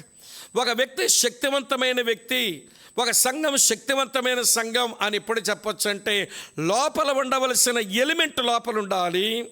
అమ్మ ఆలకిస్తున్నారా? బయటకు కనబడవలసిన ఎఫెక్ట్స్ బయటకు చూయించాలి. అప్పుడు శక్తివంతమైన విశ్వాసీన ఈ సంఘం శక్తివంతమైన సంఘం అని చెప్పొచ్చు అన్నమాట. సరే, ఫస్ట్ ఎలిమెంట్ ఏంటంటే లోపల విశ్వాసం ఉంది, చెప్పండి, బయటికి పని కనబడుతుంది. యాకోబు రాసిన పత్రిక 2వ అధ్యాయంలో యాకోబు ఇలా చెప్పాడు, క్రియలు లేని విశ్వాసం మృతం. చెప్పినాడు ఆయన. అమ్మ యాకోబు రాసిన పత్రిక 2వ అధ్యాయంలో క్రియలు లేని విశ్వాసం ఏంటది అంటే ఎఫెక్ట్ లేని ఎనర్జీ, అది వేస్ట్ అన్నమాట. అదే కదా రాశాడు. అమ్మ చూడండి, 26వ వచనంలో ఉంటుంది, చివరి వచనంలో ప్రాణము లేని శరీరం ఎలాగో అలాగే క్రియలు లేని విశ్వాసం మృతం అన్నాడు. సరే, ఇప్పుడు పౌలు ఒక మాట ఏమన్నాడంటే, అమ్మ వింటున్నారా, విశ్వాసము లేని క్రియలు కూడా పాపమే అన్నాడు ఈయన. విశ్వాసము లేని క్రియలు కూడా పాపం అన్నాడు. రోమీలకు రాసిన పత్రిక 14వ అధ్యాయం చివరి వచనం చూడండి. రోమా పత్రిక 14వ అధ్యాయం చివరి వచనం, చివరిలో ఏమంటాడో తెలుసా? విశ్వాసమూలము కానిదేదో నువ్వు ఆ చివరిలో ఇంత తమ్ముడు కనబడిందా? విశ్వాసమూలము కానిదేదో చెప్పండి, అది పాపం. విశ్వాసము లేని క్రియా పాపం, క్రియలు లేని విశ్వాసము మృతం. ఈ రెండు బ్యాలెన్స్గా అర్థం చేసుకోవాలి. అమ్మ వింటున్నారా? లోపలేమో విశ్వాసం ఉందంటావు, నీ దగ్గర క్రియలు లేకపోయినా నీ విశ్వాసం మృత విశ్వాసం. నా లోపల వినండి, విశ్వాసం ఉందని క్రియలు పుట్టించకపోతే విశ్వాసం మృతం. నా దగ్గర ఏమండి విశ్వాసం లేదు, క్రియలు మాత్రం ఉన్నాయంటే అది పాపం. లోపల విశ్వాసం ఉండాలి, బయట క్రియ కనబడాలి. అమ్మ వింటున్నారా? అది బ్యాలెన్స్ అన్నమాట. ఎలిమెంట్ లోపల ఉండాలి, ఎఫెక్ట్ బయట కనబడాలి. అయితే మీరు అడగొచ్చు, అన్న విశ్వాసం లేకుండా క్రియలు చేస్తామా? ఎన్ని చూపించమంటారు? విశ్వాసం లేకుండా క్రియలు ఎన్ని చూపించమంటారు? మా దగ్గర ఒక ఆయన ఆల్ నైట్ ప్రేయర్ పెట్టాడు, మా ప్రాంతాల్లో లేండి. సరే, మా దగ్గర కూడా మేము రాత్రంతా లాంగ్ టైం, మేము ఆల్ నైట్ అని పేరు పెట్టాను. మా ఆల్ నైట్ అని పెడితే సాయంత్రం 6 నుంచి తెల్లవారు 6 వరకు ఉండాలి అనేది నా నియమం. మరి 6కి వచ్చి చావరుగా మీరు వచ్చేదే మీ 8 గంటలకు వస్తారు. మళ్ళీ ఉదయాన్నే 4:30కి 5కి వెళ్ళిపోవాలి, మరి డ్యూటీలకు వెళ్ళాలిగా, 1 గంట అయినా పడుకొని వెళ్తామని 4-5 ముగించి వెళ్ళిపోతారు. మరి 6 to 6 అయితే ఆల్ నైట్ అందును. మరి మీరు 6కు రాకపోతే 6 వరకు ఉండకపోతే మరి దాన్ని ఆల్ నైట్ ప్రేయర్ అని ఎందుకు పేరు పెట్టాలని తీసేసి లాంగ్ టైం ప్రేయర్ పెట్టి ఆల్ నైట్ పోయి ఏం వచ్చింది టైటిల్, లాంగ్ టైం ప్రేయర్ అని పెట్టుకున్నాం మేము. అమ్మ ఆలకిస్తున్నారా? సరే, ఒక ఆయన ఆల్ నైట్ ప్రేయర్ పెట్టాడులేండి. వాక్యం చెప్పడానికి పిలిస్తే పోయాను. అన్న ఆల్ నైట్ ప్రేయర్ పెట్టారు కదా, ఏ విషయాల కొరకు ప్రార్థిద్దామని పెట్టారు? ఈ ప్రేయర్ వెనకాల మీకున్న పర్పస్ ఏంటన్నా అది చెబితే నేను కూడా ఆలోచించి ఎంకరేజ్ చేస్తాను ఆ విషయాల్లో ప్రార్థన చేయడానికనంటే, ఉద్దేశం ఏమి లేవు తమ్ముడు, పర్పస్ ఏమి ఉండదు మనకి అన్నాడు. మరి దేని పెట్టారంటే, మన వీధిలో చర్చ్ ఉంది, అతగాడు ఆల్ నైట్ ప్రేయర్ పెట్టేస్తున్నాడు, మన వాళ్ళంతా అక్కడికి వెళ్ళిపోతున్నారని ఆపుదామని పెట్టుకున్నాను అన్నాడు. ఇప్పుడు చెప్పండి, ఇది డెడ్ వర్క్ అంటారా లేకపోతే లివింగ్ వర్క్ అంటారా? ఇది విశ్వాసంతో కూడిన పని అంటారా లేదా విశ్వాసము లేని పని అంటారా? చెప్పండి నాకు. అర్థమవుతుందా? బైబిల్లో కూడా అలాంటి పనులు చేసిన వాళ్ళు ఉన్నారు. చూపిస్తాను ఒక ఉదాహరణ, ఒక ఇలస్ట్రేషన్. హెబ్రీయులకు రాసిన పత్రిక 11వ అధ్యాయం 29వ వచనం చూడండి. హెబ్రీయులకు రాసిన పత్రిక 11వ చదువుతామంటే, విశ్వాసమును బట్టి వారు అంటే ఇశ్రాయేలీలు పొడి నేల మీద నడిచినట్లు ఎర్ర సముద్రములో పడి నడిచిపోయిరి. ఐగుప్తీయులు, ఆ మాట అండర్లైన్ చేయండి, అలాగా చెయ్యజూచి మునిగిపోయేది. ఇశ్రాయేలు ప్రజలు ఎర్ర సముద్రంలో నడిచారు, ఐగుప్తీయులు ఎర్ర సముద్రంలో నడిచారు. ఇశ్రాయేలు ప్రజలేమో బయటకు వచ్చేసారు, ఐగుప్తీయులేమో మునిగి చచ్చారు. తేడా ఒకటే. ఇశ్రాయేలు ప్రజలకి విశ్వాసం ఉంది, ఐగుప్తీయులకి ఏమి లేదు. ఆ విశ్వాసం క్రియ, వాళ్ళ దగ్గర ఉన్న క్రియ ఉంది, వీళ్ళ దగ్గర క్రియ ఉంది. వాళ్ళు నడుస్తున్నారు ఎర్ర సముద్రంలోనే, వీళ్ళు నడిచారు ఎర్ర సముద్రంలోనే. ప్రాబ్లం ఎక్కడుందనంటే వాళ్ళకి విశ్వాసం ఉంది, వీళ్ళ దగ్గర ఏమీ లేదు, విశ్వాసం లేదు. మరి ఎందుకన్నా నడుస్తున్నారంటే వాళ్ళు నడిచారు కదా, అలాగ చేద్దాం అనుకున్నారట. దీనిని ఏమంటామంటే ఇమిటేషన్. ఏంటిది? అనుకరణ. క్రైస్తవ్యంలో కూడా ఉంటుంది మాయదార రోగం, అనుకరణ. అనుసరణ తక్కువే కానీ అనుకరణలు ఎక్కువ మనకి. నా మాటలు బాధపడుతున్నాయి లేదే మీకు? అనుసరణ తక్కువే కానీ అనుకరణ ఎక్కువ. ఎవరిలాగో ప్రార్థించాలా, ఎవరిలాగో పాటలు పాడాలా, ఎవరిలాగో వాక్యం చెప్పాలా, ఎవరిలాగో అందరికి కనబడాలి అని ఎవరితోనో పోల్చుకొని అలాగ చేయి చూస్తాం. దేవుడు దాన్ని ఎప్పుడు అనుమతించడు. నీవు నీలాగే ఉంటేనే సంతోషం, నువ్వు మరొకలాగా వెళ్ళొద్దు, నువ్వు పరకాయ ప్రవేశం చెయ్యొద్దు. నువ్వు మరో మనిషిలోకి పరకాయ ప్రవేశం నువ్వులాగే ఉండు. నేను బ్రదర్ భక్సింగ్ గారు లాగా ప్రార్థన చేస్తానంటే దేవుడు కావాల్సింది ఒక భక్సింగ్ గారే, నాకు రెండో భక్సింగ్ అవసరం అని నేను అనుకోలా. నువ్వెందుకు ఆ భక్సింగ్ గారు లాగా ప్రార్థన చేయాలనుకుంటావు? మా రాజమండ్రిలో ఒక బ్రదర్ గారు ఉంటారు, ఆయన మాట్లాడినప్పుడు కొంచెం ఆకర్షణీయంగా ఉంటుంది, కానీ ఆయనలాగా మాట్లాడు ఈ మధ్యన యవనస్తులు ఏమాకలో చెప్పలేకపోతున్నామండి. ఆయనలాగే మాట్లాడద్దామని ప్రయత్నం చేసేస్తున్నారు. ఆయన కావలసింది ఆ సహోదరుడు ఒక్కడే. ఆయనలో ఎందుకు దూరుతావు? ఆయన అలాగే ఉండని, నువ్వు నీలాగే ఉండు. బిగుసుకుంటున్నా, జోక్ చెప్తాను వినండి. నా బోటి సేవకుడు మెయిన్ చర్చికి అనుబంధంగా 2-3 సంఘాలు ఉన్నాయంట. ఈ సేవకునికి ఆదివారం పరిచర్య అయిపోయిన తర్వాత జ్వరం వచ్చింది, పోలేకపోతున్నాడు. ఒక తమ్ముడిని పిలిచి, ఒరే తమ్ముడా జ్వరం వచ్చింది, కొంచెం వెళ్ళి ఆరాధన నడిపించారు. ఆరాధన అంటే వీడు గోతగాడు గుంటనక్కలాగా ఎప్పుడు నాకు టైం దొరుకుద్దని చూస్తున్నాడు వీడు. మొత్తానికి వెళ్ళాడంటే పరిచర్యకి. వెళ్తే అక్కడ మందిరంలో అందరు కూర్చున్నారు, వాక్యం చెప్తున్నాడు. చెబుతూ వాక్యం ఇలాగ జబ్బెగరేస్తున్నాడట. చెబుతూ వాక్యం మధ్యలో జబ్బెగరేస్తున్నాడట. సరే బ్రదర్స్ ఎవరు పెద్ద పట్టించుకోలేదు, కానీ మీరు కనికరమూర్తులు కదా, ఏమండి సహోదరీలు. సరే మొత్తానికి ఆ పిల్లాడికి భోజనం పెడుతూ అనుకుంటున్నారంటే పాపం యవనస్తుడు, పెళ్ళి కూడా కాలేదు, జబ్బెగరేస్తున్నాడు, ఇదేమి నరాల బలహీనతో పాప అనుకుంటుంటే భోజనం పెట్టి అబ్బాయిని పంపించేశారు. ఇప్పుడు బ్రదర్స్ వచ్చారంట. ఏంటమ్మా మాట్లాడుకుంటున్నారంటే వాక్యం చెప్పిన పిల్లాడి గురించే మాట్లాడుకుంటూ, మీరు గమనించారా ఆ పిల్లాడు ఇలా జబ్బెగరేస్తున్నాడు, ఏమి నరాల బలహీనతో పాపం యవనస్తుడు, పెళ్ళికాని కుర్రగాడు అని వీళ్ళు కనికరమూర్తులు కదా, కనికరం చూపిస్తున్నారట. బ్రదర్స్ అన్నారు, ఏం పిచ్చక్కలు మీకు బుద్ధి లేదా? ఆ పిల్లాడు జబ్బెగరేయడం ఏంటి, మన పెద్దన్నయ్య కూడా జబ్బెగరేస్తుంటాడన్నమాట. పెద్దన్నయ్య కూడా జబ్బెగరేస్తాడా, మేము ఎప్పుడు గమనించలేదే అనుకున్నారట అక్కలంతా. అయితే ఆదివారం ఆయన వస్తాడుగా, ఆయన జబ్బ చూడాలనుకున్నారు. ఇక వీళ్ళకి ఒకటే ఆకలి, ఆదివారం ఎప్పుడు చూద్దా, అన్న జబ్బ ఎప్పుడు చూద్దామా, ఆదివారం ఎప్పుడు చూద్దా, ఎప్పుడు జబ్బ చూద్దామా. ఆ వాక్యం విందామని కాదు. మొత్తానికి ఆయన వచ్చారంట, పెద్దన్నయ్య వాక్యం చెప్తున్నారు.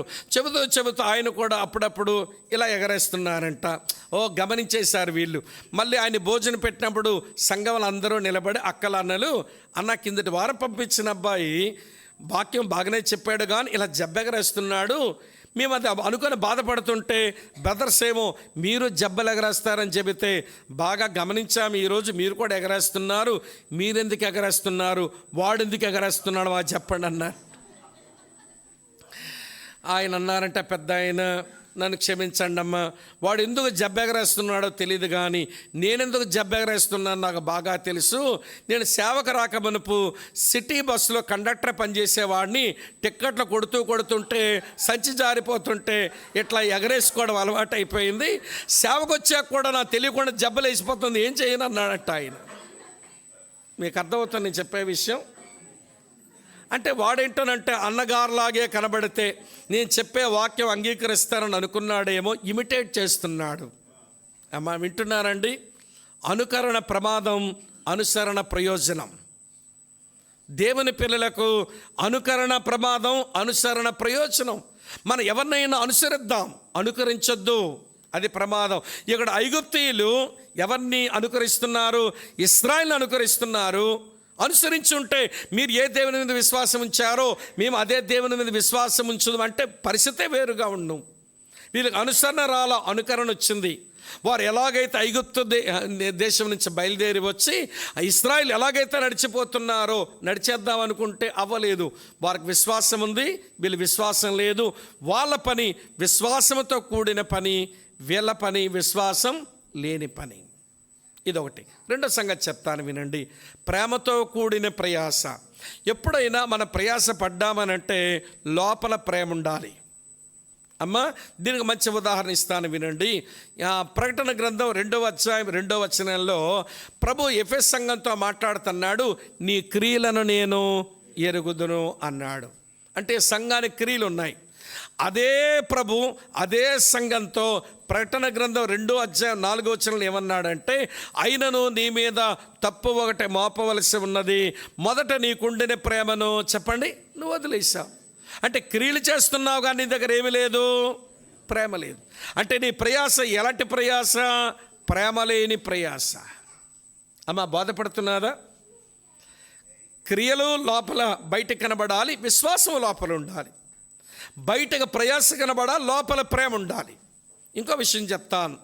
లోపల నిరీక్షణ ఉండాలి, బయటకు ఓర్పు కనబడాలి. కొంతమంది ఓర్చుకుంటారు. ఎందుకు ఓర్చుకుంటున్నారనంటే, ఏమండి కష్టాలు మనుషులకు కాకపోతే మ్రాణులకు వస్తాయా, వచ్చాయిలే భరిస్తానులే అనుకుంటారు. ఎప్పుడైనా కష్టాలు వచ్చినప్పుడు మనుషులు 3 రకాలుగా స్పందించవచ్చు. నోట్ చేసుకోండి. ఎప్పుడైనా కష్టాలు వచ్చినప్పుడు మనుషులు 3 రకాలుగా స్పందించవచ్చు. ఎట్లా అంటే, మొదటి అనుభవం వినండి, ఎస్కేప్ అవ్వచ్చు. ఆ కష్టం, ఆ పరిస్థితిని ఎస్కేపిజం అంటారు. కొంతమంది ఎస్కేప్ అవుదామనుకుంటారు. అది మంచి పద్ధతి కాదు. అంటే ఆ కష్టం పరీక్ష వలన నువ్వు నేర్చుకోవలసిందో పొందవలసిన ప్రయోజనం మీద మిస్ అయిపోతావన్నమాట. అమ్మ అర్థమవుతున్నదా? రెండవది ఏంటనంటే ఎండ్యూర్. ఇక వచ్చాయి, ఇక వస్తామా, భరిద్దాంలే, తట్టుకుందాంలే అని చెప్పి ఊరికే బాధపడుతూ ఆ పరీక్షల కష్టాల గుండా ఎండ్యూర్ సహించుకుంటూ పోతుంటారు. కానీ మరో రకం ఉంటారండి, వారు ఎనలిస్ట్ చేస్తారు. ఎనలిస్ట్ చేయడం అనంటే ఈ పరీక్ష, ఈ శోధన, ఈ కష్టం వచ్చిందంటే దీని వెనకాల దేవుడేదో మంచి ప్రయోజనం నా కొరకు దాచి ఉంచాడు, ఖచ్చితంగా నేను దాంట్లోంచి వెళతాను అని లోపల నిరీక్షణ ఉంటుంది, బయటకు ఓర్చుకుంటూ ముందుకు పోతారు. మనందరికీ పరీక్షలు, కష్టాలు, శోధనలు వస్తాయిగా. ఎస్కేప్ అవుదాం అనుకుంటామా, లేకపోతే ఎండ్యూరెన్స్లో ఉంటామా, లేకపోతే ఎనలిస్ట్ చేస్తామనేది అది వ్యక్తిగతమే. కానీ ఇక్కడ వినండి ప్రియులారా, ఈ సంఘంతో అంటున్నాడు, మీరు లోపల నిరీక్షణ పెట్టుకున్నారు. ఇన్ని శ్రమలు వచ్చినా దానివల్ల ఏదో ప్రయోజనం ఉంటుందని. ఎన్ని రకాల శ్రమలు వచ్చాయో రాత్రికి చెప్తాను. వీళ్ళు ఎన్ని శ్రమలు గుండా ట్రావెల్ చేశారో రాత్రికి చెప్తాను మీకు. అన్ని శ్రమలు వచ్చినా వారు లోపల నిరీక్షణ కలిగి సహించుకుంటూ బ్రతికారట.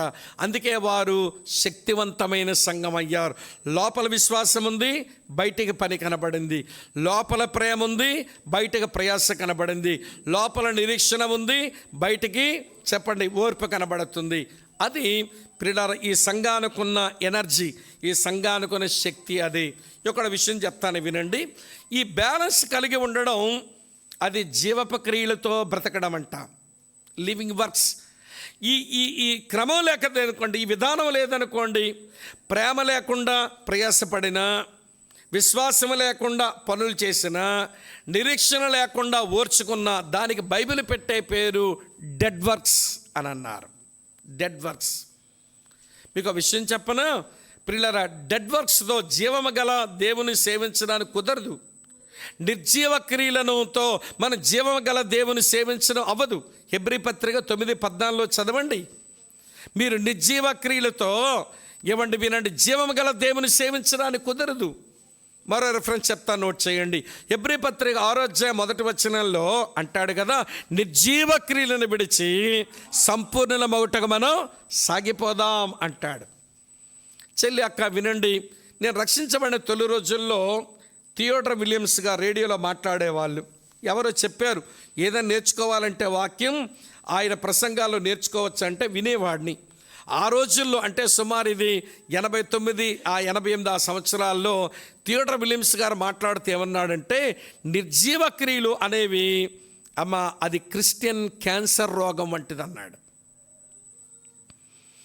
డెడ్ వర్క్స్ ఇలాంటివట అవి క్రిస్టియన్ క్యాన్సర్స్ అంట. క్యాన్సర్ రోగం మనిషి శరీరంలో వచ్చిందని వెంటనే చచ్చిపోతారా? చేయడు.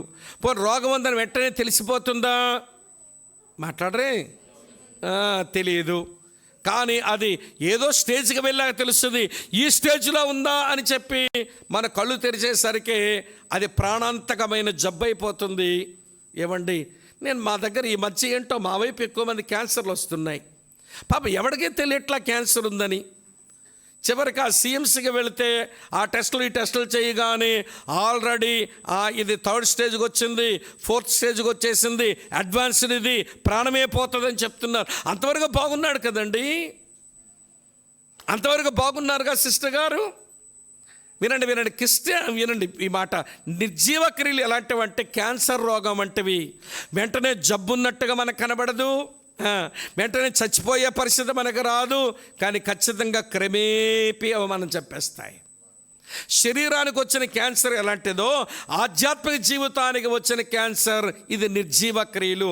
అందుకే నిర్జీవ క్రియలు మానండి, సంపూర్ణమవ్వడానికి సాగండి, జీవము గల దేవుని సేవించడానికి మీ నిర్జీవ క్రియలను విడిచిపెట్టి మీ మనస్సాక్షి శుద్ధి చేసుకోండి అన్న వార్నింగ్ ఉంది. ఇప్పుడు ఒక విషయం అడుగుతాను. ఇప్పుడు మనమంతా ఒక మోడల్ చర్చ్గా ఖమ్మం పట్టణంలో ఉండడానికి, చర్చ్ అంటే ఏదో గుంపుననుకో, గుంపులో నేనొక శక్తివంతమైన విశ్వాసిగా మనమంతా కలిసి ఒక శక్తివంతమైన సంఘంగా ఉండడానికి మొదటి అనుభవం మీరంటే ప్రియులారా, ఈ 3 ప్రక్రియలు లేక 3 విధానాలతో శక్తివంతమైన విశ్వాసులమై ఉండి తీరవలసి. అప్పుడే మన మోడల్ చర్చ్, అప్పుడే మన మోడల్ బిలీవర్స్. మళ్ళీ చెప్పండి, లోపలే ఉండాలి, విశ్వాసం ఉండాలి, బయటికి ఏం కనబడాలట? లోపలే ఉండాలి, ప్రేమ ఉండాలి, బయటికి ఏం కనబడాలట? లోపలే ఉండాలి నిరీక్షణ, బయటికి ఏం కనబడాలట? ఓర్పు. ఇప్పుడు చెప్పండి, లోపల ఉండవలసిన ఎలిమెంట్స్ లోపల ఉన్నాయా? బయట కనబడవలసిన ఎఫెక్ట్స్ అవి బయట కనబడుతున్నాయా? అలా అయితే నువ్వు శక్తివంతమైన విశ్వాసవి, నువ్వు ఎనర్జెటిక్ బిలీవర్, నీవున్న సంఘం ఎనర్జెటిక్ చర్చ్ అని అనిపించుకోబడుతుంది. దేవుడు దిశగా మన స్థానిక సంఘాలను సిద్ధం చేయాలని ఆశించుదాం. ఎందుకంటే ఎక్కువ చెప్పలేను, అయిపోయింది. 2-3 వచనాలు, ఇప్పుడు 4-5 వచనాలు చదువుతాను చూడండి. మరొకటి ఉంది అక్కడ. 1 తెస్సలోనిక పత్రిక 1వ అధ్యాయం 4-5 వచనాలు. ఏలయనగా దేవుని వలన ప్రేమించబడిన సహోదరులారా, మీరు ఏర్పరచబడిన సంగతి అనగా మా సువార్త మాట మాత్రం గాక శక్తితోనూ పరిశుద్ధాత్మతోనూ సంపూర్ణ నిశ్చయతోనూ మీ యొద్దకు వచ్చినున్న సంగతి మాకు తెలియను. మీ నిమిత్తం మేము మీ ఎడల ఎట్టివారమై ఉంటామో మీరు ఎరుగుదురు. ఈ 4-5 వచనాలు అంటాడు, ఓ తెస్సలోనిక విశ్వాసులారా, సంగమా, మీరెవరో తెలుసా? మీరు ఎలక్టెడ్ చర్చ్, మీరు ఏర్పరచబడిన సంఘం, మీరు ఏర్పరచబడిన విశ్వాసులు. ఓ ప్రభు వలన ప్రేమించబడిన సహోదరి సహోదరులారా, ప్రభు వలన ప్రేమించబడిన ఓ స్థానిక సంఘమా, మీరు ఏర్పరచబడిన వారు. ఎట్లా తెలుస్తుందండి మనం ఏర్పరచబడిన వాళ్ళమో కాదో? ఒక సంఘం, అందులో ఉన్న విశ్వాసులు ఏర్పరచబడిన వారు అవునో కాదో తెలియాలంటే ఇక్కడ 3 మాటలు ఉన్నాయి. ఆ 3 మళ్ళీ వివరిస్తా. చూడండి ప్రియులారా, 5వ వచనంలో చూడండి, మా సువార్త, మీరు ఏర్పరచబడిన సంగతి అనగా మా సువార్త మాటతో మాత్రమే కాక నెంబర్ 1 శక్తితోనూ, నెంబర్ 2 పరిశుద్ధాత్మతోనూ, నెంబర్ 3 సంపూర్ణ నిశ్చయతతోనూ మీ యొద్దకు వచ్చింది. మీరు ప్రభు చేత ప్రేమించబడి ఏర్పరచబడిన సంఘమని నాకెట్లా తెలుస్తుంది అని అంటే, సువార్తను మీ దగ్గర మీరు తీసుకొని వచ్చినప్పుడు సువార్త శక్తితో వచ్చింది అంటే అర్థం, వి ప్రీచ్డ్ గాస్పెల్ విత్ అథారిటీ. మేము అధికారంతో బోధించగలిగినాం. కాకపోతే తెలుగులో శక్తి అని రాసి ఉంది, మేము అధికారంతో బోధించగలిగాం, బెరుకుగా చెప్పలేదు సువార్త. అమ్మ ఆలకిస్తున్నారా? ఏమండి, దేవుని వాక్యం బోధిస్తున్నప్పుడు, దేవుని వాక్యం ప్రకటిస్తున్నప్పుడు ఆ వాక్యములో ఉన్న విషయం అర్థమైన సేవకుడు. ఏమంటే రెండోది, దేవుని ఆత్మ చేత అతను నడిపించబడితే అతని ప్రీచింగ్ అథారిటేటివ్గా ఉంటుంది. దాని మీద అవగాహన లేదనుకోండి, ఇది చెప్పేస్తే ఏమైపోతుందో, లేకపోతే ఇది కరెక్ట్ కాదేమో బెరుగ్గా ఉంటాం. చెప్పేదాని మీద అవగాహన ఉన్నప్పుడు, పరిశుద్ధాత్మ దేవుడు మనల్ని కొంచెం ఇంపెల్ చేస్తున్నప్పుడు, తోస్తూ ఉన్నప్పుడు పరిశుద్ధాత్మ దేవునికి ఇంపెల్లింగ్ ఉండాలి. అలాగనే ప్రియులారా, లేఖనముకి ఇంటర్ప్రిటేషన్ మీద కాన్ఫిడెన్స్ ఉండాలి. అప్పుడు వాక్యం చెప్పే మా బోటి బోధకులకు ఏమొస్తుందో, అథారిటీతో ప్రీచ్ చేయడం వస్తుంది. మీ దగ్గరకు వచ్చినప్పుడు మీ వాక్యం ప్రకటిస్తుంటే అథారిటీతో చెప్పామే, అప్పుడే మాకు అర్థమైపోయింది వీళ్ళు దేవుని చేత ప్రేమించబడి ఏర్పాటు చేయబడినవారు అనిపిస్తుంది అనుకున్నాం మేము. మాకు తెలిసిపోయింది. ఇక్కడ ఉన్నారా లేదా మీరు? మరో సంగతి ఏంటనంటే, మేము వాక్యం ప్రకటిస్తున్నప్పుడు పరిశుద్ధాత్మతో సువార్త వాక్యం మీ దగ్గరకు వచ్చింది. పరిశుద్ధాత్మతో సువార్త వాక్యం వస్తే ఏం జరుగుతుందో చూపిస్తాను, చూడండి. తెరవండి. అక్కడ మళ్ళీ 3 ఉంటాయి, దీనికి మరొక 3 కలపండి అన్నమాట. యోహాను సువార్త 16వ అధ్యాయం 8వ వచనం. యోహాను సువార్త 16వ అధ్యాయం 8వ వచనం. ఆయన వచ్చి, అంటే మీ సువార్తను ప్రకటిస్తుండగా సువార్త వాక్యము నుంచి పరిశుద్ధాత్ముడు మీ యొద్దకు వచ్చి పాపమును గూర్చియు, నీతిని గూర్చియు, తీర్పును గూర్చియు లోకమును ఒప్పుకొన చెయ్యను. ఆగండి. పరిశుద్ధాత్మ దేవుడు సువార్త వాక్యంతో వస్తే ఏం చేస్తాడట? మన పాపమును మనకు ఒప్పింపజేస్తాడట. కన్విక్షన్. పరిశుద్ధాత్మ దేవునికి ఉన్న పవర్ ఏంటనంటే పవర్ ఆఫ్ కన్విక్షన్. ఒప్పిస్తాడు. ఏమని ఒప్పిస్తాడు? యేసు ప్రభు దేవుడురా, నువ్వు ఎందుకు అంగీకరించి ఒప్పుకోలేకపోతున్నావని ఆ సత్యాన్ని, సువార్తలోని సత్యంతో మనకు మనోనేత్రాన్ని వెలిగింపజేసి ఆయన పాపమని గురించి ఒప్పిస్తాడు. ఒకటి. రెండవ సంగతి ఏమొప్పిస్తాడట? నీతిని గురించి ఒప్పించాల్సిన పని ఏముందండి ఆయనకు? నీతిని గురించి ఒప్పించాల్సిన పని ఏముంటుందో ఆయనకంటే? ఒక విషయం చెప్పనా? వినండి ప్రియులారా, మనుషులు, మనం ప్రాంతం ఏదైనా, కులం ఏదైనా, జాతి ఏదైనా, ఎక్కడో మన లోపల స్వనీతి ఒకటి ఏడుస్తుంది. మన దగ్గర స్వనీతి ఒకటి ఉంటుంది. కానీ పరిశుద్ధాత్మ దేవుడు వచ్చినప్పుడు ఏం చెప్తాడో తెలుసా అండి? యెషయా గ్రంథం 64వ అధ్యాయం 6వ వచనం ప్రకారం, ఒరే బాబు, నీ నీతి దేవుని సమీపించడానికి పనిచేయదు, నీ నీతి మురికి గుడ్డలతో సమానం అని, నీ నీతి నిత్యత్వానికి పనికిరాదు అని ఒప్పిస్తాడు. ఆయన ఒప్పిస్తాడు. యేసుక్రీస్తు ద్వారా దొరికే ఆ నీతిని సంపాదించుకో అని ఒప్పిస్తాడు ఆయన. 2. మూడో సంగతి ఏంటనంటే తీర్పును గూర్చి ఒప్పిస్తాడు. ఏ తీర్పు? నీ పాపమునకు తీర్పు సిలువలో యేసులో జరిగిపోయింది. ఇప్పుడు ఆ విషయం అడగనా? ఇప్పుడు పాపానికి తీర్పు ఉంటుందో చెప్పండి?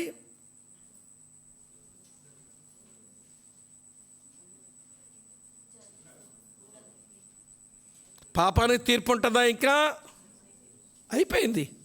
2000 సంవత్సరాల కిందట కల్వరి కొండ మీద పాపానికి తీర్పు అయిపోయింది. ఆ తీర్పు అయిపోయి నీ పాపక్షమాపణ సంపాదించబెట్టిన అది అంగీకరించక పాపిగానే మిగిలిపోతే నీకు తీర్పు ఉంటుంది. పాపులకు తీర్పు ఉంది కానీ పాపానికి తీర్పు అయిపోయింది. తీర్పులన్నీ కావాలంటే చదవండి బైబిల్లో. కనుక ఆయన తీర్పు పొందినాడు నీ నిమిత్తమై. ఇక నీ పాపానికి తీర్పు అయిపోయింది. విశ్వసించి పాపక్షమాపణ సంపాదించుకొని పరిశుద్ధాత్మ దేవుడు నేమండి సువార్త వాక్యం ద్వారా నీ దగ్గర ఒప్పిస్తూ ఉంటే మాకు అర్థమవుతున్న విషయం ఏంటనంటే, అరే 3 విశ్రాంతి వారాలే మీ మధ్య ఉంటేని ఈ తిమోతి, ఈ శీల నావండి, ఈ లోక నాతో ఉండి పరిచయం చేస్తున్నప్పుడు మీరు పాపాన్ని గూర్చి, నీతిని గూర్చి, తీర్పును గూర్చి మీరు ఒప్పించబడుతున్న తీరు చూస్తుంటే, ఆహా, వీళ్ళు ప్రభువు చేత ప్రేమించబడి ఏర్పరచబడిన గుంపిది అని మాకు తెలిసిపోయింది. యూఆర్ ఎలక్టెడ్ చర్చ్, మీరు ఎలక్టెడ్ బిలీవర్స్. ఇది 2వ మాట. 3వ మాట ఏమన్నాడు తెలుసా అండి? మొదటిది ఏంటమ్మా? శక్తితోను. తర్వాత ఎట్లాటమ్మా? పరిశుద్ధాత్మతోను. 3వ మాట సంపూర్ణ నిశ్చయతతో. మేము సువార్త చెప్పినప్పుడు ఈ మాట అని ఉంటాం, అంటాం మనం, ఒకవేళ ఆయన కూడా చెప్పాడేమో, ప్రయాసపడి భారం మోసుకొని చున్న వారులారా నా యొద్దకు రండి, నేను మీకు విశ్రాంతినిస్తానని మేము ప్రకటిస్తుంటే, యేసు దగ్గరకు వస్తే మాకు విశ్రాంతి దొరుకుతుందని ఒక ఎష్యూరెన్స్తో మీరు వచ్చారు. నిశ్చేత కలిగిపోయింది మీ లోపల. మన పాపాలు ఒప్పుకున్నట్లయితే ఆయన నమ్మదగిన వాడు, నీతిమంతుడు గనక మన పాపాలను క్షమించి మన నీతిమంతులుగా తీరుస్తాడని చెప్పగానే మీకు నిశ్చయిత వచ్చేసింది. యేసు దేవుని కుమారుడని అంగీకరించేటువంటి వాడు, విశ్వసించేటివాడు, దేవుని పిల్లడానికి అవడానికి దేవుడు అధికారం ఇచ్చాడు అని ప్రకటించగానే మీ లోపల భలే నిశ్చయిత వచ్చేసింది. అంటే మీ వాక్యం చెబుతున్నాము, దాని మీద మీకేమొచ్చేస్తున్నది? నిశ్చయిత వస్తుంది. అప్పుడు అర్థమైంది మాకు, మీరు దేవుని చేత ప్రేమించబడి ఏర్పరచబడిన సంఘమని. మీరు ఏర్పరచబడిన సంఘం. మీ దగ్గర సువార్త వచ్చినప్పుడు అధికారంతో వచ్చింది. మీ దగ్గర సువార్త వచ్చినప్పుడు ఆత్మతో వచ్చి ఒప్పించాడు పరిశుద్ధాత్ముడు. మీ దగ్గర సువార్త వచ్చినప్పుడు ఎంతో చక్కని నిశ్చయిత మీకు కలిగింది. దీన్ని బట్టి మాకు అర్థమవుతుంది మీరు ఏర్పరచబడిన సంఘమని. ఇప్పుడు అక్కడ కూర్చున్న మనమంతా నేను నమ్ముతున్నాను ప్రియులారా, దేవుని చేత ప్రేమించబడి ఏర్పరచబడిన ఆయన పిల్లలం. దేని బట్టి మనం తెలుసుకోవచ్చు అంటే ఇదే చెక్ లిస్ట్ అన్నమాట. వాక్యం నా దగ్గరకు వచ్చినప్పుడు అది అధికారపూర్వకంగానే వచ్చిందా, ఆ పరిశుద్ధాత్మతోనే వచ్చిందా, ఆ వాక్యము నా లోపల నిశ్చయిత కలిగిస్తూనే వచ్చిందా, దాన్ని బట్టే తెలుసుకోవచ్చు. లోపల తెలిసిపోతుంది ఆనందం. ఏమండి, ప్రేమించబడి ఏర్పరచబడ్డాను, అందుకనే ప్రభు నాకు కృపించాడు అని మనం ఆరాధిస్తుంటాం చూడండి. ఏమండి, దాన్ని బట్టే తెలుస్తుంది మన యొక్క ఏర్పాటు విషయం. కనుక ఈ పౌలు ఈ సంఘాన్ని అభినందిస్తూ అంటున్నాడు, మీరు శక్తివంతమైన సంఘం, మీరు ఏర్పరచబడిన సంఘం, మీరు ఎనర్జెటిక్ బిలీవర్స్, మీరు ఎలక్టెడ్ బిలీవర్స్. అందుకే మీ సంఘం అది మాదిరి గల సంఘమైంది. ఎందుకంటే చెప్పేదానికి లేదు, ఎక్కడ ఉన్నది అదే. మరి తర్వాత మూడో సంగతి చెప్తాను చూడండి. 6వ వచనంలో ఒకటే ఉంది. 6వ వచనంలో చూడండి, పరిశుద్ధాత్మ వల్ల కలుగు ఆనందంతో గొప్ప ఉపద్రవమందు మీరు వాక్యమును అంగీకరించి మమ్మును ప్రభువుని పోలి చెప్పండి నడుచుకుని వారు అయితిరి. కలిపేసేయండి 7వ వచనం కూడా. కాబట్టి అంటే మొదటి లైన్, కాబట్టి మాసిదోనియాలోను అకయలోను విశ్వాసులందరికీ మాదిరి అయితిరి. మీరు ఎవరు అంటే ఎగ్జాంపులరీ చర్చ్, మీరు ఎగ్జాంపులరీ బిలీవర్స్, మీరు మాదిరి గల సంఘం, మీరు మాదిరి గల విశ్వాసులు. సరే, ఇంతకీ వారి మాదిరి ఏమంటున్నాడు అంటే చూడండి, వారు దేవుని వాక్యాన్ని అంగీకరించినప్పుడంట పరిశుద్ధాత్మ వల్ల కలుగు ఆనందంతో అంగీకరించారంట. పరిశుద్ధాత్మ దేవుడు కలిగించే ఆనందంతో వాక్యం అంగీకరించారంట. గొప్ప శ్రమల్లో వాక్యం అంగీకరించారంట. ప్రభు వైపు నుంచి ఎవరి ఆత్మ వల్ల కలుగు ఆనందం, ఎవరి మనుషుల వైపు నుంచి వచ్చిన శ్రమల మధ్య, ఉపద్రవాల మధ్య వాక్యమును అంగీకరించి తర్వాత చూడండి, ప్రభువుని మమ్మును పోలి నడుచుకుంటున్నారు. ఎవరినట? ప్రభువుని పోలి నడుచుకుంటున్నారు, మమ్మల్ని పోలి నడుచుకుంటున్నారు. చివరికి మీరేమయ్యారంటే మాదిరిగల విశ్వాసులు అయ్యారు. ఒక సంఘము, ఒక విశ్వాసి ఎప్పుడు ఒక మోడల్ బిలీవర్, ఒక మోడల్ చర్చ్ అవుతుందంటే వాక్యమును అంగీకరించడంలో. అమ్మ ఆలకిస్తున్నారా? వాక్యమును అంగీకరించడంలో మాదిరి. వింటున్నారా ప్రియులారా? అలాగనే ప్రియుల వాక్యమును ఎవడు స్వీకరించడంలో, ఏమంటే ప్రతికూల పరిస్థితుల దగ్గర వాక్యం అంగీకరించడంలో మాదిరి, తర్వాత వాళ్ళు నడుచుకునే నడకలో మాదిరి. ఈ 3 విషయాలు వారి దగ్గర కనబడ్డాయంట. అందుకే మిమ్మల్ని అభినందిస్తున్నాను, మీరు మాదిరి గల. ఇక్కడ విషయం అడుగుతాను వినండి. దేవుని వాక్యాన్ని ఎలా అంగీకరిస్తున్నామనమంటారు? పరిశుద్ధాత్మ వల్ల కలుగు ఆనందంతో అంగీకరిస్తే ఏం జరుగుద్దో చెప్పనా అండి? పరిశుద్ధాత్మ వల్ల కలుగు ఆనందంతోనే వాక్యాన్ని అంగీకరించినటువంటి వాక్యం అనువర్తనం చేసుకుంటా నాకే అనుకుంటాము. అనువర్తనం చేసుకున్నటువంటి వాక్యం వింటున్నారా ప్రియులారా? అన్వయించుకుంటాము. అన్వయించుకున్న వాక్యం అభ్యాసం చేస్తాము. అభ్యసించిన వాక్యం మనలో కార్యసిద్ధి కలిగిస్తూ ఉంటుంది. పక్కన ఉంది చూడండి, 2వ అధ్యాయం 13వ వచనం ఉంటుంది చూడండి. ఆ హేతువు చేత మీరు దేవుని గూర్చిన వర్తమాన వాక్యం భావనలు అంగీకరించినప్పుడు మనుషుల వాక్యమును అంగీకరించగా అది నిజముగా ఉన్నట్టు దేవుని వాక్యమని దాన్ని అంగీకరించారు గనక మేమును మానక దేవునికి కృతజ్ఞతాస్తుతులు చెల్లిస్తున్నాము. ఆ వాక్యమే విశ్వాసులైన మీలో కార్యసిద్ధి కలుగు చేస్తుంది. వాక్యం కార్యసిద్ధి కలిగించింది. ఎందుకని? అభ్యాసం చేశారు. ఎందుకు అభ్యాసం చేశారు? అన్వయించుకున్నారు. ఎందుకు అన్వయించుకున్నారు? అనువర్తనం చేసుకున్నారు. ఎందుకు అనువర్తనం చేసుకున్నారు? వాక్యాన్ని అంగీకరించారు గనక. ఎందుకు అంగీకరించినారు? వాక్యాన్ని అభినందించారు గనక. వాక్యమును అభినందించిన వారికి అంగీకరించడం రాదు. అంగీకరించలేని వారు అనువర్తనం చేసుకోలేరు. అనువర్తనం చేసుకోలేని వారు అన్వయించుకోలేరు. అన్వయించుకోలేని వారు, వింటున్నారా లేదా మీరు? ఏమంటే అభ్యాసం చేయలేరు. అభ్యాసం చేయని వారికి వాక్యం వల్ల ఏమి పెద్ద ప్రయోజనం ఉండనే ఉండదు. అమ్మ, ఆలకిస్తున్నారా మీరంతా? కనుక దేవుని వాక్యం వాళ్ళ దగ్గరకు వచ్చిన ఆనందంతో అంగీకరించారట. అది పరిశుద్ధాత్మలో కలుగు ఆనందంతో అంగీకరించారు. అది దేవుని వైపు నుంచి. చుట్టూ చూస్తే ప్రతికూలమైన ఉపద్రవాలు కలుగుతున్నాయి. దేవుని వాక్యం అంగీకరించే సమయంలో వాళ్ళకు ఉపద్రవం కలుగుతుందట. అయినా దాన్ని లెక్క చేయలేదంట వాళ్ళు. తర్వాత పౌలును అలాగన, పౌలే కాదు, నన్ను ఒక్కడిని అనుసరించాను అనలా, ఆయన మమ్మును అన్నాడు. అంటే ఏమండి, మీరు అనుసరించిన అడ్డానికి మాదిరి తిమోతి ఇవ్వగలడు, చెప్పరమ్మా. శీలా కూడా ఇవ్వగలడు, చెప్పండి. ఇంకా లూకా కూడా ఇవ్వగలడు, నేను కూడా ఇవ్వగలను. అంటే ఈ నలుగురిలో కొంచెం సీనియర్ బ్రదర్ పౌలైనా, వాక్యం ఎరిగినోడు పౌలైనా, సువార్త చెప్పినోడు పౌలైనా, నాకు ఆశ్చర్యం ఏంటోనండి, ఈ పిల్లగాడిని కూడా తనతో ఈక్వల్ చేశాడు. ఎవరిని? తిమోతి కూడా నాతో సమానమే. అతను మాదిరి ఇవ్వగలడు. మమ్మును పోలి మీరు నడుచుకుంటున్నారు, మా నలుగురిని మీరు పోలి నడుచుకుంటున్నారు, అలాగనే ప్రభువుని పోలి నడుచుకుంటున్నారు.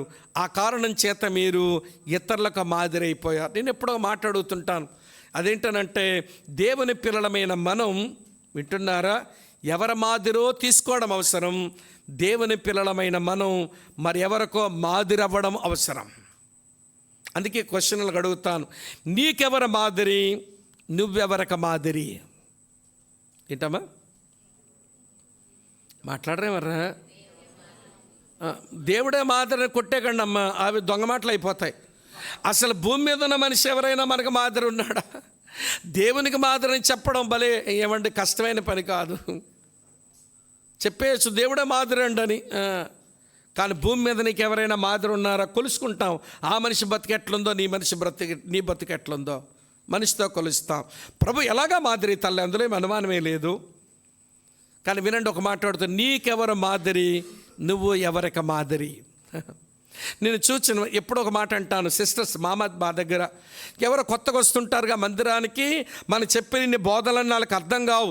ఏంటో ఇన్ని విషయాలు ఉన్నాయా, మాకు అస్సలు తెలియవు అనుకొని, అక్కవే నీ దగ్గర చక్క మరి జాన్ బాబాని చెప్పినవి, బాలస్వామి అంకులు చెప్పినవి, ఇన్ని మాటలు కుమారబాబు చెప్పినవి, ఇవన్నీ ఎప్పుడు మేము నేర్చుకుంటాం? మాకు వచ్చేలాగా లేవు ఇవన్నీ. కానీ నువ్వు దేవుల్లో బాగా ఉన్నట్టు అనిపిస్తుందక్క, నిన్ను మాదిరిగా పెట్టుకుని బ్రతుకుతాను, పరలోకం వస్తానా అని కొత్తగా వచ్చిన పిల్ల ఒక అమ్మాయిని అడిగితే, ఓస్ నన్ను అనుసరించి పాప పరలోకం వస్తావు, నేను ఎలా ప్రార్థిస్తాను అలా ప్రార్థించేయి, ఎలాగ నేను కన్ఫెస్ అవుతాను అలా కన్ఫెస్ అవు, ఎలాగ ఫ్యామిలీలు ఉంటాను అలా ఉండు, ఎలా జాబ్ ప్లేస్లు ఉంటాను అలా ఉండు, నేను నీకు మాదిరిగా ఉండడానికి ఇష్టపడతానని ఆ పిల్లగా చెప్పడానికి గట్స్, దమ్ములు ఏమైనా ఉంటాయా? పురుషులు కూడా అంతే. మనకు కొంత మాయిదార రోగం ఏంటంటే, మాయిదార రోగం అనాలి తప్పదు. మరి మాయిదార రోగం ఏంటి? నన్ను చూడొద్దు. తర్వాత డైలాగ్ ఏంటి? నేను నీలాంటి. నిజమే, ఎవరు కాదన్నారు? కానీ నేను ప్రయత్నం చేస్తున్నాను పాప, ప్రభువులాగా నడుచుకోవాలని ప్రయత్నం చేస్తున్నాను తమ్ముడు, నన్ను చూడు, నేను ఎలా నడుస్తున్నాను, నేను ఎలా కష్టపడుతున్నానో అలా కష్టపడు, ఎలా ప్రార్థిస్తానో అలా ప్రార్థించు, ఎలా సంఘంలో బ్రతుకుతానో నాలాగే బ్రతుకు, పరలోకం చేరుతావు, నేర్చుకుంటావు భక్తినని. ఏమంటే మన మాదిరిగా నిలబడతామా అనేది ప్రశ్న. అందుకే అడిగాను, నీకెవరు మాదిరి, నువ్వెవరికి మాదిరి? ఇది పెట్టుకోండి క్యాప్షన్ లాగా, నాకెవరు మాదిరి చెప్పండి, నేనెవరికి మాదిరి? నా మాదిరి ఎవరో చెప్పుకోవడానికి నా పైన ఒక ఆయన ఉండాలి. నేను ఎవరికి మాదిరి ఇస్తున్నానో నా కింద మరొకరు ఉండాలి. ఈ మధ్య మేము అకౌంటబిలిటీ మీద క్లాసులు చేస్తున్నప్పుడు ఒక మాట ఇలా చెప్పాల్సి వచ్చింది. అదేంటంటే జవాబుదారీతనం గురించి కొన్ని పాఠాలు చెప్దాం అని 18 లెసన్స్ చేసినట్టున్నాం. 18 అందులో ఒక మాట ఇట్లా వచ్చిందన్నమాట. ఆ మాట ఏంటనంటే వినండి చాలా జాగ్రత్తగా. ఏమంటే నీ మీద పౌలన్న లాంటోడు ఉండాలి. నీకట నీ మీద ఎవరు ఉండాలి? పౌలన్న లాంటోడు ఉండాలి. నీ పక్కన నీ బర్నబా లాంటోడు ఒకడు ఉండాలి. నిన్ను ప్రోత్సహించి నీతో కలిసి పనిచేసే బర్నబా లాంటోడు. నీ కిందన తిమోతి లాంటోడు ఉండాలి. నీ పైనున్న పౌలు దగ్గర మాదిరి తీసుకో. నీ పక్కనున్న బర్నబాతో కలిసి మాదిరిని అనుసరించి నడువు. నీ కిందన తిమోతికి నువ్వు ఎలా బ్రతకాలో మాదిరి మిగిల్చు. అప్పుడు నీ పైన ఒక మాదిరి ఉంటాడు, నీ కింద ఒక మాదిరి ఇస్తావు. నీ పక్కన మాదిరిని నడుచుకునేటువంటి ఒక ఎంకరేజర్, ప్రోత్సహించేవాడు. అప్పుడప్పుడు అడుగుతుంటాను నేను, నీ పైన మీ పౌలన్న ఎవరు?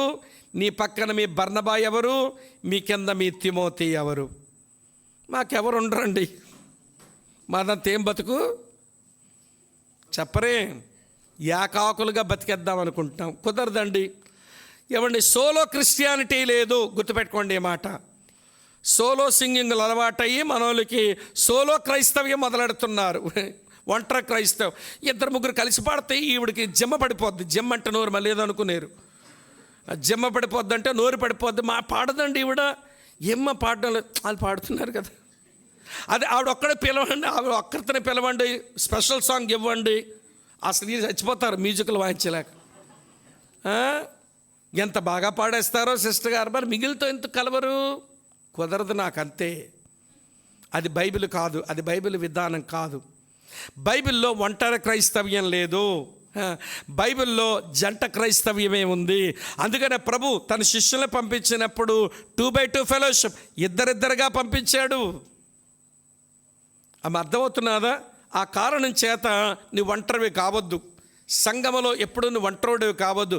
నీ పైన నీ సేవకుడు ఒక పౌలు లాంటి వాడైతే, నీ పక్కన నీతో కలిసి ప్రార్థించి ప్రయాసపడుతున్న ఒక బర్నబా లాంటి వాడు సహోదరుడు ఉంటే, నీ వాక్యం, నీ యొక్క వినండి ప్రియులారా, నీ సమయం, నీ ధనం, నీ వాక్య సంపద మరొకరిలో పోసి ఒక తిమోతిని తయారు చేయగలిగితే వినండి ప్రియ, సంఘములో ఎంత బాగుంటుందో.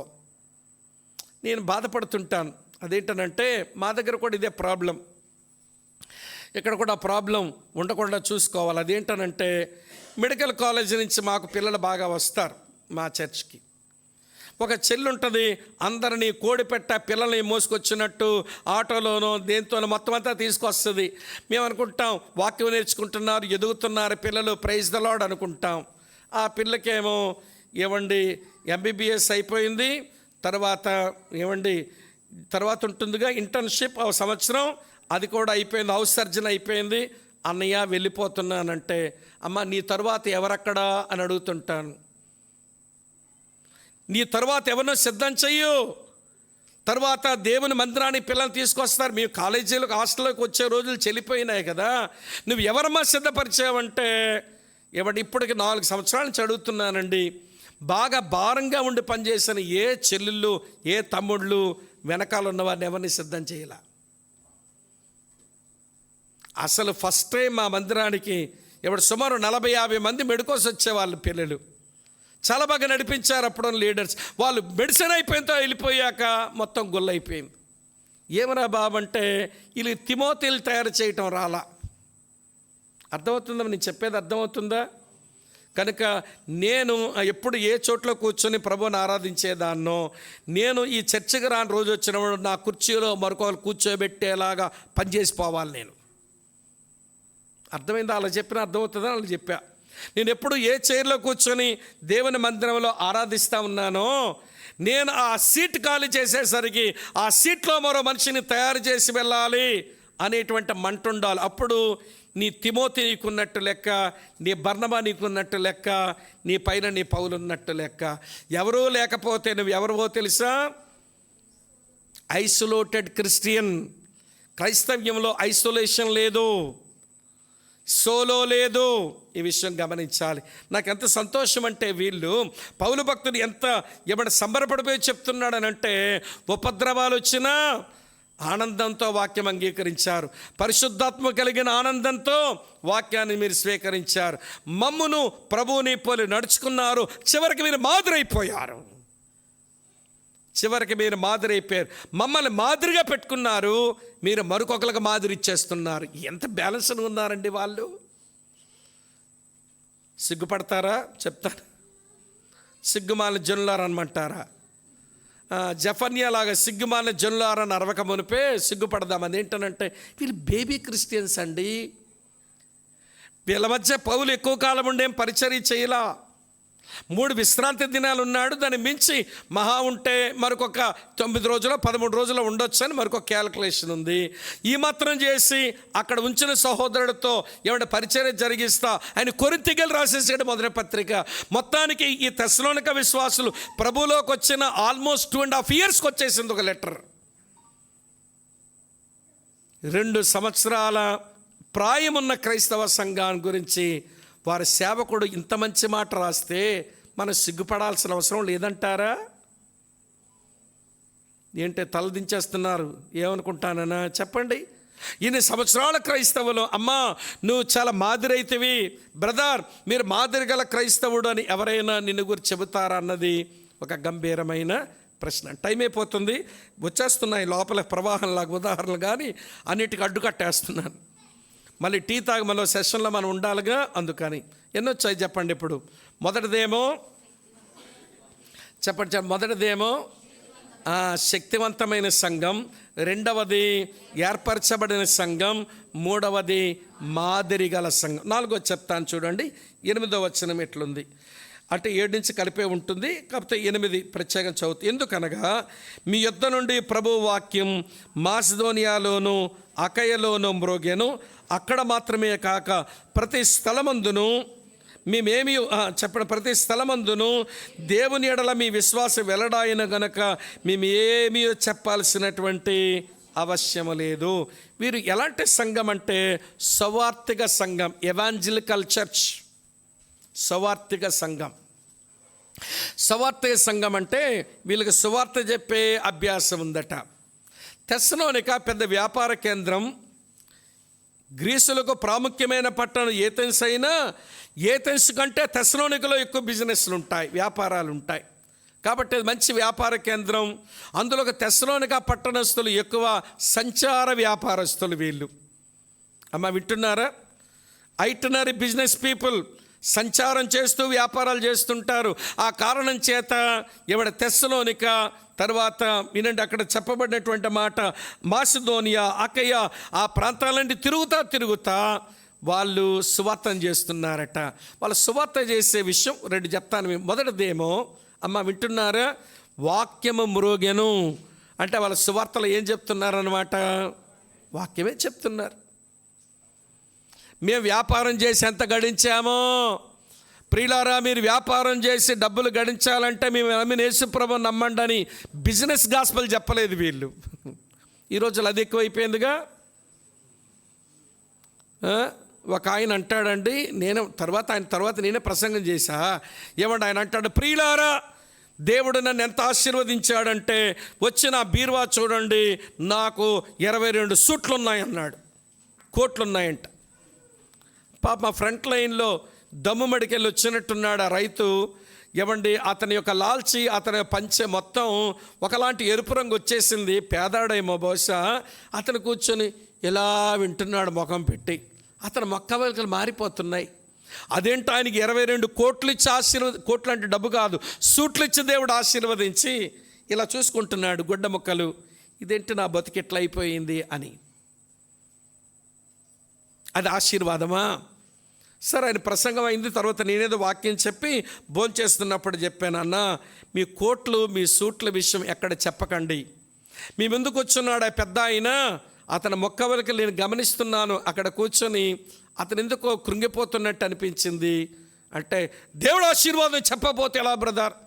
వాళ్ళు ఆశీర్వదించబడ్డానికే చెప్పాను కదా అంటున్నాడు. మళ్ళీ పోనీ అన్న గొప్ప ఆశీర్వాదం చెప్పావు కానీ సరే మీకు 22 సూట్లు ఉన్నాయి కదా, మిమ్మల్ని రక్షించడానికి, మిమ్మల్ని ఏమంటే నీతిమంతులుగా చేయడానికి పాపం సిలువలో ప్రాణం పెట్టి ఆయన గోచుగొడ్డలే మిగిలాయి. మరి నీకు 22 సూట్లు ఉన్నాయి, ఆయనకేమో గోచుగొడ్డలు మిగిలాయి సిలువ మీద. మీరు చాలా ఆశీర్వదించబడ్డారు కదా, ఆయన కర్సన్ మ్యాన్ కదా. మీరు ఎట్లా చెప్పొద్దన్నా మీరు వాక్యం చెప్పండి. నేను కూడా తమ్ముడు చాలాసార్లు చెప్పాడు, preach the word, preach the word, preach the word. దేవుని వాక్యం చెప్పండి, దేవుని వాక్యం చెప్పండి. ఈ రోజున ప్రియులారా, మాలాగే ధనవంతులు అవ్వాలంటే ఏమండి యేసుని నమ్మండి. మాలాగే ఆరోగ్యంతో ఉండాలంటే యేసుని నమ్మండి. అందరి ముందు నువ్వు ఆరోగ్యవంతుడివే, ఇంటికి వెళ్ళాక 7 పిడికిలు లోపలేస్తావు. ఏంటి మాత్రలమ్మా? దేవుడు ఎంత ఆశీర్వదించాడో, నాకు ఎంత గొప్ప ఆశీర్వాదమో, ఆరోగ్యం ఇచ్చాడు అంటావు. మరి ఇంట్లో పలికి వెళ్ళిన తర్వాత పిడికెడు మందులు తీసుకుని వేస్తావు. ఎందుకు బ్రదర్ ఏంటంటే కొలెస్ట్రాల్కి ఒకటంట, షుగర్కి ఒకటంట, బీపీకి ఒకటంట, కాళ్ళ నొప్పులకు ఒకటంట, కడుపు నొప్పికి ఒకటంట. అదేలేండి కడుపు నొప్పి ఉదయాన్నే వచ్చి వేస్తారుగా, ఏంటమ్మది పెంట. మరి అంత ఆశీర్వదించబడినోడివి ఏమంటే పిడికెడు మందులు ఎందుకు నువ్వు మింగుతున్నావు నువ్వు? ఇదంతా నటన కాదు, ఇదంతా డ్రామా కదా. ప్రియులారా, మనం ఎక్కడో ఒక పరివర్తన చెందాల్సిన అవసరం ఉంది. వాక్యమే చెబుదాం. వాక్యములను క్రీస్తునే తెస్సలోనికలు ఎంతనిచ్చారంటే నాకు, వారు తెస్సలోనిక నుంచి మాసిదోనియా ప్రాంతం అంతా తిరిగేసి, మాసిదోనియా నుంచి అకయా ప్రాంతం అంతా తిరిగేసి, వారు వెళ్ళిన ప్రతి చోటంతా ఎవడు వాక్యం చెప్పారనలేదు, వాక్యం మ్రోగింది అంటున్నాడు. మ్రోగడం అంటే ఎట్లుంటుందో తెలుసా అండి? అమ్మా వింటున్నారా? గంట కొట్టామని కూడా దాని శబ్దం ఇట్లా నాగదు అన్నట్టుగా వినబడుతుంది, మోగుతూ ఉంది. దేవుని వాక్యం మ్రోగుతూ ఉందట. కనుక వాక్యముతో సువార్తని చెప్పారు. తర్వాత ఏమండి మీ విశ్వాసం అక్కడ రాసిందండి. ఏమని అంటాడో తెలుసా అండి? మీరు వెళ్ళిన ప్రతి స్థలమందు దేవుని ఎడల మీ విశ్వాసం వెల్లడైపోయినంటే, సువార్తలో వాక్యం చెప్పారు, సాక్ష్యములో వారి విశ్వాసాన్ని ప్రకటిస్తున్నారు. సువార్త చెప్పినప్పుడు వాక్యమని చెప్పారు. అమ్మా వింటున్నారా? సాక్ష్యం ఇచ్చినప్పుడు వారి విశ్వాసాన్ని ప్రకటిస్తూ ఉన్నారు. ఈ 2 పనులు చేసి ప్రియులారా అనేకులకు యేసు ప్రభుని పరిచయం చేస్తున్నారు. అందుకే ఈ సంఘం ఎవాంజలికల్ చర్చ్. మీరేమనుకోకపోతే చెప్తాను, ఒక లెక్కలు రీసెంట్ స్టాటిస్టిక్స్ చెప్తాను వినండి. సువార్త చెప్పే దాని గురించి ఈ మధ్య కాలంలో ఏమంటే కనబడుతున్న లెక్కలు మీతో చెప్తాను. 100 మంది విశ్వాసులు ఉంటేనంట సంఘంలో, అందులో 95 మంది సోల్ విన్నింగ్ మైండే ఉండదంట వీళ్ళకి. 5గురికి ఏదో ఉంటుంది, ఆత్మలు రక్షించాలా, సంఘానికి ఎవరైనా కొత్త వాళ్ళు తీసుకెళ్లాలని ఒక 5గురికి ఏదో కొంచెం ఉంటుందట. కానీ 95 మందికి అసలు లేనే లేదట ఈ రోజుల్లో. ఎంత విచారం తమ్ముడిది! 95% సోల్ విన్నర్సే కాదు వీళ్ళు. అదొకటి. రెండో సంగతి చెప్తాను వినండి. మరో లెక్క ఈ మధ్య కాలంలో వేసిన లెక్క ఇది. అదేంటనంటే వినండి, అందులో ఒక 20% మంది, అంటే 100లో 20 నేను ఎందుకు యేసు ప్రభువుని నమ్మానని సంవత్సరంలో 1-2 సార్లు చెప్తారట. 20 మంది, 80 మంది సంవత్సరంలో ఒక్కసారి కూడా వాళ్ళ సాక్ష్యాన్ని ఎవరికి చెప్పారంట. 100 మందిలో 80 మంది సాక్ష్యాన్ని ఎప్పుడు ఎవరికి చెప్పుకోరంట. ఇది ఇప్పుడు ప్రజెంట్ సినారియో, ఇప్పుడున్నటువంటి వర్తమాన కాలపు లెక్కలివి. మిత్రులారా వినండి, ఇంకో విషయం చెప్తాను వినండి ప్రియులారా. ఇవ్వండి, 100 మంది ఉంటే వాళ్ళు చెప్పకపోయినా, సాక్ష్యం చెప్పకపోయినా, సువార్త చెప్పకపోయినా, వాళ్ళు ఏదో ప్రార్థనను ఇంట్లో చేసేటోళ్ళు, ఇవ్వండి సేవ కొరకు పైసలన్నీ ఇచ్చేవాళ్ళు. అమ్మ వింటున్నారు, 100 మందిలో ఈ రోజులో ఒక 29 మంది ఉంటారట. మిగిలిన 71 మంది ప్రార్థన చేయరు, పైసలు ఇవ్వరు. అమ్మ వింటున్నారా? సాక్ష్యము చెప్పరు, సువార్త చెప్పరు. 71 మంది ఏమండి వింటున్నారా? మీరంత అర్థమవుతున్నారు లెక్కలు. 71 మంది 100 మందిలోనే ఇలా ఉంటే, అమ్మ ఆలకిస్తున్నారా? మరి మిగిలినటువంటి వాళ్ళు ఈ 71 మంది, ఆ 29 మంది ఏదో చెప్పుకున్నారు, కానీ ఈ 71 మంది ఇలానే ఉంటే మరి ఎందుకు వస్తున్నట్టు వీళ్ళు మందిరానికి? ఎందుకు క్రైస్తవులుగా జీవిస్తున్నట్టు వీళ్ళు అని అంటే ఒక విషయం, ప్రేక్షక పాత్ర వహిస్తున్నారంతే. ఎవరమ్మా వీళ్ళంతా? స్పెక్టేటర్స్, ప్రేక్షకులు వీళ్ళంతే. ఏం జరుగుతుంది సంఘంలో? ఏమండి సినిమాకి పోతామే అట్లా వచ్చిపోతుంటారనమాట. 2:30 గంటల షో చూడడానికి డబ్బులు కట్టారు, షో అయిపోయింది, ఎవడింటికాడు పోయాడు అన్నట్టుంటారు. వీళ్ళకేమీ బాధ్యత ఉండదు. మెట్టుకు వినండి, సవర్తీకరణ కొరకు మంటతో బ్రతుకుతున్న వాళ్ళు ఎంతమంది ఉన్నారు అంటే 100 మంది విశ్వాసుల మధ్యలో లెక్క బాగా వినండి 100 మందిలో సువార్త చెప్పాలి, కొత్త వాళ్ళ ప్రభులు నడిపించాలి, మా సేవకుల వారిని పరిచయం చేయాలి అన్న మంటతో బ్రతికే వాళ్ళు ఎంతమంది ఉన్నారంటే 1 కంటే ఎక్కువేనంట, 2 కంటే తక్కువేనంట. more than 1 less than 2. అరే ఆది క్రైస్తవ సంఘంలో అట్లా లేరు కదండి వాళ్ళు. యేసు ప్రభుతో కొంచెం ఎవరి సంభాషణ చేసిన ఆంధ్రయ్య వెళ్ళి పేరుతో నెట్ట పెట్టుకొచ్చేసాడు కదా. ప్రభువుని అలా కలిసినటువంటి ఫిలిప్పు వెళ్ళి నతనయేలు ప్రభుతో నడిపించేశాడు కదా. యోహాను సువార్త 4వ అధ్యాయం ఎవరి సమరయ స్త్రీకి యేసు ప్రభు జరిగే సంభాషణ తూచి ఒక్కొక్క పదం విడగొట్టి చదివే ఎంత టైం పడుతుంది వీళ్ళిద్దరు సంభాషణ అని. ఆ సంభాషణ అంతా చదివితే 3 నిమిషాల్లో చదివేశానండి. 3 నిమిషాల ప్రభువుతో జరిగిన సంభాషణలో ఊరిలోనికి వెళ్ళి నేను చేసినవన్నీ నాతో చెప్పినవని చూడరండి అని ఊరందరిని తెచ్చిందిగా. ఇప్పుడు మిమ్మల్ని అడుగుతున్నాను, నువ్వు సవార్థిక విశ్వాసమేనా? మన సంఘాలు సవార్థిక సంఘాలేనా? ఈ మధ్య మేము జొన్నలగడ్డలో ఒక సేవకుల కొరకు మీటింగ్ పెట్టి అందులో పాట పెట్టాను ఉద్దేశపూర్వకంగానే. ఆ పాట చార్లెస్ లూథర్ అనే ఆయన 18వ శతాబ్దంలో రాసినాడు ఆ పాట. అది ఇంగ్లీష్ పాట, తెలుగులో తర్జుమైనది పెట్టాం. మా సేవకులందరూ నేర్చుకోవాలి ఈ పాట, ఆలోచించాలని.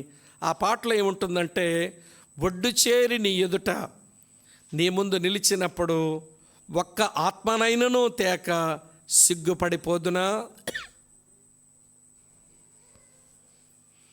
ఒక్క ఆత్మనైనను తేక అసలు దర్శించడం ఇది నాకు తగునా, ఒడ్డు చేరి నీ దరికి చేరినప్పుడు నీ ముందు నేను నిలబడిన రోజున ఒక్క ఆత్మనైనను తేక నీ ముందు నిలబడిన రోజున నేను దర్శించదగునా, అది నాకు సిగ్గు కాదు. ఈ పాట చార్లెస్ లూథర్ ఎందుకు రాశాడబ్బా అనే పాట చరిత్ర నేను చదివితే, ఒక 17 సంవత్సరాల కుర్రగాడు కంట అతనికి ఏదో రోగం వచ్చింది, వైద్యులు చెప్పారు 4 రోజుల్లో చచ్చిపోతావని. నిజంగా ఇక 4 రోజుల్లో మరణం దగ్గర అవుతుంది. ఆ కుర్రోడిని విజిట్ చేద్దామని చార్లెస్ లూథర్ వచ్చి ఆ చనిపోబోతున్న అబ్బాయికి ఏదో 2 మాటలు చెప్పి బలపరచుదామని వస్తే, అంకుల్ 4 రోజుల్లో నేను చచ్చిపోబోతున్నాను కదా, కానీ నేను ఒక్క ఆత్మనైనా నేను ప్రభువుని నడిపించలేకపోయాను. నేను ప్రభు దగ్గరికి వెళ్ళినప్పుడు ఏ ముఖం పెట్టుకొని ప్రభువుని కలుసుకుంటాను, ఎలాగ నేను దర్శిస్తాను, సిగ్గేస్తుంది అంకుల్, ఏం చెయ్యాలని ఏడుస్తున్నాడంటే పిల్లాడు. ఆత్మల యందు వాంఛలేక, నశించిపోతున్న ఆత్మల మీద వాంఛలేక సోమరుడై నేను ఇంతకాలం వృధా చేశానని 17 years యంగ్ బాయ్కి వచ్చింది నొప్పి.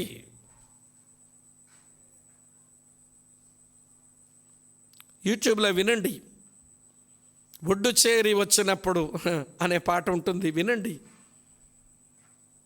ప్రియులారా. ఆ పాట ఆ 3 రోజుల్లో సేవకులను ఏడిపించబడేసింది ఆ పాట. నేను కూడా ఏడ్చే పాడాను. ప్రభు సముఖానికి వచ్చిన దానికి తోడు వచ్చిన స్పీకర్ ఒక ఆయన అంటారు, అంకుల్ శ్యాంబాబు అంకుల్ అంటాడు, ఏయ్ బీమా సీటు ముందుకు వెళ్ళే ముందు ధీమాగలడం నేర్చుకోండర్రా సేవకుల్లారా అన్నాడు. బీమా సీటు దగ్గరికి వెళ్ళినప్పుడు, బీమా సీటు అంటే క్రీస్తు న్యాయపీఠం, 2 కొరింథీ పత్రిక 5వ అధ్యాయంలో ఉంటుంది 10వ వచనంలో, క్రీస్తు న్యాయపీఠం ఎదుటకు, దాని పేరు బీమా సీట్ అని అంటారు, న్యాయపీఠం. ఆ బీమా సీటు ముందుకు వెళ్ళే ముందు ధీమాగా పోవడం నేర్చుకోండి సేవకులు అన్నాడు. ఆ మాట ఒకటి ఇట్లా పిండినట్టు అయిపోయింది. ధీమా లేదే బీమా దగ్గరికి వెళ్ళడానికి. మన సంఘాలు సవార్తిగా సంఘం కావాలి అంటే కూర్చున్న మనమంతా కూడా సువార్తిక విశ్వాసులం కావాలి. వాక్యంతో సువార్త చెప్దాము, సాక్ష్యముతో విశ్వాసం ప్రకటిద్దాం. అమ్మ వింటున్నారా? మళ్ళీ చెప్పనా? సువార్త చేసినప్పుడు వాక్యం చెబుదాము, సాక్ష్యం చెప్పినప్పుడు మన విశ్వాసాన్ని వెల్లడి చేద్దాము. ఈ 2 పనులు చేస్తే ఏమవుతుందో తెలుసా? మనము సువార్తిక విశ్వాసులం అవుతాము. మన సంఘం సువార్తిక సంఘం అవుతుంది. ఇంతకంటే ఎక్కువ చెప్పలేను. అయిపోయింది. ఎన్ని వచ్చినాయి ఇప్పుడు మనకు? అమ్మా గుర్తుంటాయా? మొదటిదేంటో చెప్పండి, శక్తివంతమైన సంఘం. రెండోదేంటో చెప్పండి, ఏర్పరచబడిన సంఘం. మూడోదేంటో చెప్పండి, ఇంట మాదిరి గల సంఘం. నాలుగోదేంటో చెప్పండి, సువార్తిక సంఘం. తర్వాత చివర చెప్పి ముగిస్తాను. టీ తీసుకున్నాక మనం 2వ అధ్యాయంలోకి వెళతాం. 9-10 వచనాలు చూడండి. మీ యొద్ద మాకెట్టి ప్రవేశము కలిగినో అక్కడ జనులు మమ్మను గూర్చి తెలియజెప్పుచున్నారు. మరియు మీరు విగ్రహములను విడిచిపెట్టి జీవము గలవాడును సత్యవంతుడనగు దేవునికి దాసులగుటకును దేవుడు మృతుల్లో నుంచి లేపిన యేసు అనగా రాబో ఉగ్రత నుంచి మనం తప్పించుచున్న ఆయన కుమారుడైన యేసు పరలోకము నుండి వచ్చునని ఎదురు చూచుటకును మీరు ఎలాగ దేవుని వైపు తిరిగితారో ఆ సంగతి వారే తెలియజెప్పుచున్నారు. మీరు పరలోకం నుంచి యేసు వచ్చునని ఎదురు చూస్తున్న సంఘం అంటే ఎక్స్పెక్టెంట్ చర్చ్, ఎదురు చూచు సంఘం. ఇదేమి సంఘం? చెప్పండి. ఎవరి కొరకు? యేసు ప్రభు యొక్క రాకడ కొరకు ఎదురు చూచే సంఘం అంట. అలాగా ఎదురు చూస్తూ వారు బ్రతకడంలో వారి విగ్రహాలను విడిచిపెట్టారంట, జీవము గల దేవుని సేవిస్తున్నారట. దానివలన రాబోయే ఉగ్రత నుంచి ప్రభు తప్పక తప్పిస్తాడు. అలాంటి ప్రభు ఎప్పుడొస్తాడా అని వారు ఎదురు చూస్తున్నారంట. ఒక 2-3 తలంపులు చెప్పి నేను ఈ సెషన్ ముగిస్తాను, వినండి. యేసు ప్రభు యొక్క రాకడ కొరకు ఎదురు చూడడం కాదు, ఆయనగా తొందర పెట్టాలంట. మనం త్వరగొచ్చేవా అని నేను చెప్పాల. పేతురు చెప్పాడు ఈ మాట. చూడండి, చూపిస్తాను. పేతురు రాసిన 2వ పత్రిక 2వ అధ్యాయంలో ప్రభు యొక్క రాకడకు ప్రభుని త్వరపెట్టాలంట, తొందర చేయాలంట ఆయనకి. ఏమండి చూడండి, చదువుతాను. 11-12 వచనాలు. 3వ అధ్యాయం, క్షమించండి, 2 పేతురు 3వ అధ్యాయం 11-12. ఇవన్నీ ఇట్లు లయమైపోవునవి గనుక ఆకాశములు రవులుకొని లైవైపోవునట్టు పంచభూతములు మహావేంద్రముతో కరిగిపోవునట్టు దేవుని దినపు రాకడ కొరకు కనిపెట్టచ్చు దాని దాశతో ఆగు తమ్ముడు. నెత్తి మీద ఒక నెంబర్ ఉంది చూడండి. ఏముంది? 2 ఉంది. కిందనేముంది? త్వరపెట్టచ్చు. అంటే ప్రభు అయిన యేసు రాకడ విషయమై యేసుని ఏం చేయాలంట? మనం త్వరపెట్టాలంట. పరీక్షలకు బాగా చదువుకున్న పిల్లగాళ్ళు ఎప్పుడు పరీక్షలు వస్తాయని ఎదురు చూస్తుంటారు. అవునా కాదా చెప్పండి? పరీక్షలు వస్తే త్వరగా రాసేద్దాం, తర్వాత పై చదువులకు వెళ్ళిపోదాం అని. బాగా చదివినోడికి పరీక్షలు ఎప్పుడు వస్తాయని ఉంటుంది. సరిగా చదవనోడికి ఏమనిపిస్తుంది? కరోనా ఇప్పుడు వస్తుంది అనిపిస్తుంది. కరోనా పాస్ అయిపోవచ్చు. బాగా చదవనోడికి ఏమో కరోనా వస్తే బాగున్ను, పరీక్షలు లేకుండా పై చదువులకు వెళ్ళిపోవచ్చు అనిపిస్తుంది అన్నమాట. వినండి, ప్రభు రాకడ కొరకు ఎదురు చూస్తుండే వాళ్ళు త్వరపెట్టగలరు ఎవరంటే సిద్ధపడుతూ ఎవ్రీడే సిద్ధపడ్డాం. ఇలా అడుగుతానేమనుకోకండి. ఈ ఉదయం లేవగానే ప్రభువా మరో దినం ఇచ్చావు, ఈ దినం ముగిసేలోపగా ఈ దినములోనే నీ రాకడ సంభవిస్తే నీ దగ్గరకు చేరుకునే కృప నాకు ఇవ్వని ఉదయాన్నే ప్రార్థన చేసుకున్న వాళ్ళు ఎంతమంది ఉండకపోవచ్చు. ఎన్ని రోజులను దాటుకుని వచ్చాము ఇంతవరకు. సరే, రాత్రి నిద్రపోతున్నారు. ప్రభువా ఈ దినమంతా నాకు ఎంత విశ్వాసతను కనపరిచావు, నీకు వందనాలు అని చెప్పి నిద్రపోయే ముందు ప్రభువా ఒకరి నీ నిద్రలో ఉంటుండగా నీ రాకడే సంభవిస్తే నీ దగ్గర చేరున్నట్లుగా నువ్వు నాకు నీ కృపనివ్వవా అని జ్ఞాపకం చేసుకొని ఎంతమంది ప్రియులారా నిద్రలోకి పోయి ఉంటారు చెప్పండి? అందుకే కీర్తనకారుడు అన్నాడు, అమ్మ ఆలకిస్తున్నారా, ప్రతి ఉదయమున ఆయన కృపను జ్ఞాపకం చేసుకోవాలట, ప్రతి సాయంత్రాన్న రాత్రి వేళ ఆయన విశ్వాస్యతను జ్ఞాపకం చేసుకోవాలి. మరో దినము నీకు ఇచ్చాడు అంటే ఆయన రాకుండా తరుణం వచ్చిందంటే ఆయన కృప. అలాగనే ఆ దినమంతా నిన్ను నడిపించి రాత్రి వరకు తీసుకుని వచ్చాడంటే ఆయన నమ్మకత్వం. ప్రతి సాయంత్రం ప్రతి ఉదయం ఆయన విశ్వాస్యత, ఆయన కృపను జ్ఞాపకం చేసుకోమన్నాడు. 92వ కీర్తనలు ఉంటుంది ఆ మాట, 2వ వచనంలో ఉంటుంది, 92:2లో ఉంటుంది. దేవుని పిల్లలమైన మనం ఆయన విశ్వాసతను జ్ఞాపకం చేసుకున్న గడియలో వినండి ప్రియులారా, ఆయన కృపను జ్ఞాపకం చేసుకుంటూ మనం ఆ దినాన్ని మనం ఆరంభించినప్పుడు, ప్రభా ఇది నీ రాకడ సమయం అయి ఉంటే నా బ్రతికేంటి అనే ప్రశ్నతో మనం సిద్ధపడాలి, అలా వేడుకోవాలి. ఇంకొక మాట చెప్పి నేను ముగించేస్తాను. 1 యోహాను పత్రిక 3వ అధ్యాయం 3వ వచనం చూస్తారా? 1 యోహాను పత్రిక 3వ అధ్యాయం 3వ వచనం. ఆయన యందు అండర్లైన్ చేయండి, వచనం అండర్లైన్ చేయండి ప్లీజ్ మీ బైబిల్లో. ఆయన యందు ఈ నిరీక్షణ పెట్టుకున్న ప్రతివాడును ఆయన పవిత్రుడై ఉన్నట్టు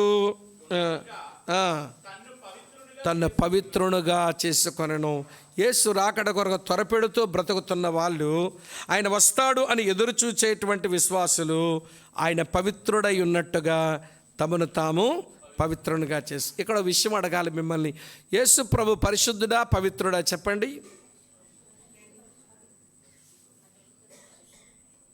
పరిశుద్ధుడా పవిత్రుడా?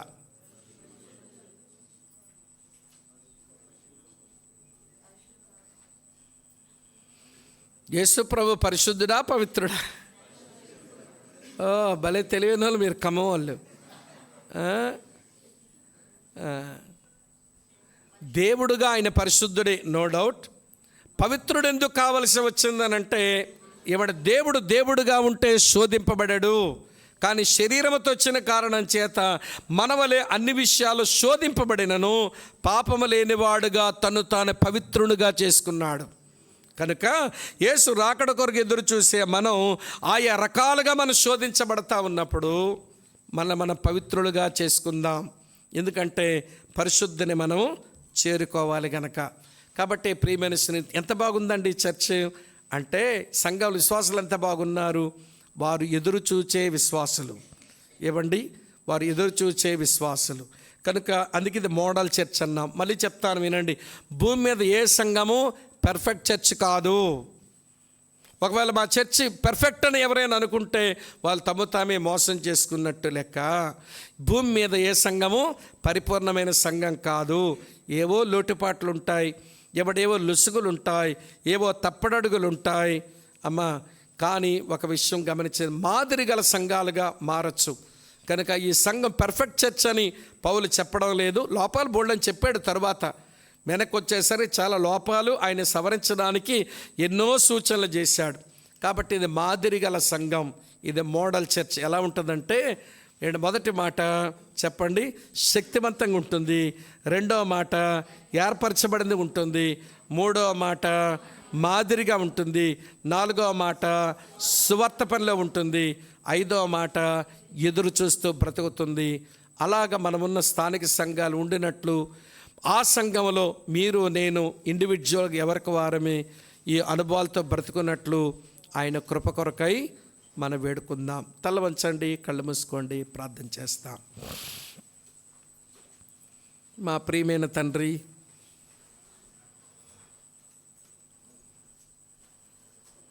సంఘం ద్వారా మీరు నెరవేర్చుకోవలసిన మీ గంభీరమైన ఉద్దేశాన్ని ఈ ఉదయం మేము అధ్యయనం చేశాం. మేమంతా ఆ ఒక్క తిరుగుబాటు కుటుంబంలో నుంచే వచ్చాం. మేమంతా చెడిపోయిన కుటుంబాల్లోనే పుట్టాం. మేము చివరికి చెదిరిపోయినటువంటి వాళ్ళమైపోయాం. మమ్మల్ని అందరినీ మళ్ళీ తిరిగి తీసుకుని వచ్చే సంఘములో చేర్చి మమ్మల్ని మీరు ఆశీర్వదించగోరినందుకు మీకు కృతజ్ఞతలు నాయన. సంఘమే భూమి మీద ఉన్న సమస్త జనులు ఆశీర్వదించబడ్డానికి నీ చేత నెలకొల్పబడిన సమస్త వ్యవస్థ అని అర్థం చేసుకొని ఇందులో సభ్యులమై మేము ఎలాగ బ్రతకాలనో ఒక మాదిరి గల సంఘాన్ని మా ముందు పెట్టి మాతో మాట్లాడుతూ వచ్చారు. ఇవన్నీ మేము చూస్తూ ఉన్నప్పుడు మేము ఇంకా ఎంత ఎదగవలసి ఉందో, మేము ఇంకా ఎంత పనిచేయవలసి ఉందో మేము గ్రహిస్తున్నాము నాయన. పసిప్రాయములోనే ఉన్న తెస్సలోనిక సంఘం అంత బాగా బ్రతికితే మా సంఘాల ప్రాయాలు, మా వ్యక్తిగత క్రైస్తవ జీవిత వయసులు వారితో పోలిస్తే ఎన్నో రెట్లు అధికమైపోయినాయి. కానీ వారికి ఉన్నటువంటి ఆ స్థాయిలు మా దగ్గర లేవు, ఆ స్థితులు మా దగ్గర లేవు. మీరు కనికరించాలని మీకు ప్రార్థన చేస్తున్నాము నాయన. నీ కొరకు ఎదురు చూస్తూ మమ్మల్ని మేము పవిత్రపరచుకోవలసిన మేమే శోధనలకు లొంగుతున్నాము, చిక్కిపోతున్నాము. సువార్తను ప్రకటిస్తూ ఉండవలసిన మా వల్ల వాక్యం మొరగటం లేదు, మా సాక్ష్యాలలో మా విశ్వాసం వెల్లడి కావటం లేదు. ప్రభా, సువార్త చెప్పేవాళ్ళు, సాక్ష్యాలు వినిపించేవాళ్ళు కనుమరుగైపోతున్న రోజుల్లో పడ్డాం. మీరు కనికరించండి. మాలో ఒక్కొక్కరిని మీరు మండించి మమ్మల్ని చైతన్యవంతులుగా చేయండి. మాదిరిగల సంఘంగా బ్రతికేందుకు మేము ఒక మంచి ఆధ్యాత్మిక నాయకుని మాదిరిని అనుసరిస్తూ మేము మరికొంతమందికి మాధురులమై మిగిలినట్లుగా మీ కరుణ చూపండి. దయాళుడైన తండ్రి, మీ ఏర్పాట్లో ఉన్నవారు మేము అనుమానించడం లేదు. శక్తితోనూ ఆత్మతోనూ నిశ్చయతతో నీ వాక్యం మా దగ్గరికి వచ్చింది అంటే ప్రభువా, అది మీ ఏర్పాట్లో ఉన్నవారు. మీకు కృతజ్ఞతలు. మా అర్హతలను బట్టి మీరు మమ్మల్ని ఏర్పరచుకునలేదు, కానీ నీ కృపను బట్టి మమ్మల్ని ఏర్పరచుకున్నందుకు మీకు కృతజ్ఞతలు నాయన. మేము శక్తివంతమైన విశ్వాసులంగా బ్రతకవలసి ఉంది. మా లోపల ఉండవలసిన ఆ ఎలిమెంట్స్ మేము కలిగి ఉండి బయటకు చూపించవలసిన ఎఫెక్ట్స్ మేము చూపిస్తూ సమతౌల్యమైన క్రైస్తవ జీవితం కలిగి ఉండేందుకు మమ్మల్ని అందరినీ అలాగున సిద్ధపరచుదరని మమ్మల్ని మేమే నీ దయగల కృపగల స్థలాలకు అప్పగించుకుంటూ టీ బ్రేక్ తర్వాత మరికొద్ది నిమిషాలు మరలా మీ వాక్యాన్ని మేము ధ్యానం చేయాలి. మాకు సహాయం చేయండి. మా ముందు ఉన్న సమయాలు మాకెంతో ప్రయోజనకరంగా మలచండి. క్రీస్తు ప్రభు పేర స్తోత్రించి మీకు ప్రార్థిస్తున్నాము తండ్రి. Amen, amen. Thank you. మనం 2వ అధ్యాయం మొదటి భాగం ధ్యానం చేస్తాం. చాలా తక్కువ టైమే చెప్తాను. దీనికే 1:45 నిమిషాలు చేశాడు వీడు. మళ్ళీ తర్వాత ఎంత చేస్తాడని ఏం భయపడాల్సిన అవసరం లేదు. చాలా తక్కువ టైంలోనే చెప్తాను. అది మరి ఎక్కువ సమయం కూడా అవసరమే. సేవకులకైతే ఎంతో సమయం చెప్పాల్సిన పోర్షన్ అది. విశ్వాసులు సేవకులందరూ మిక్స్ అయి ఉన్నాం కనుక చాలా తక్కువ సమయం అర్థమైన విషయాలు ధ్యానం చేసి అప్పుడు మనం బ్రేక్ తీసుకుందాం, వెళ్ళిపోదాం. కాబట్టి మళ్ళీ మధ్యాహ్నం మీరు ఎవరు అంటే టీ బ్రేకులు ఎవరైనా ఎత్తబడే వాళ్ళు ఉంటారని భయపడి చెప్తున్నాను. మీరు ఎత్తబడిపోయి మమ్మల్ని పాపులుగా చేసి వదిలేకండి, మేము దండం పెడతాం.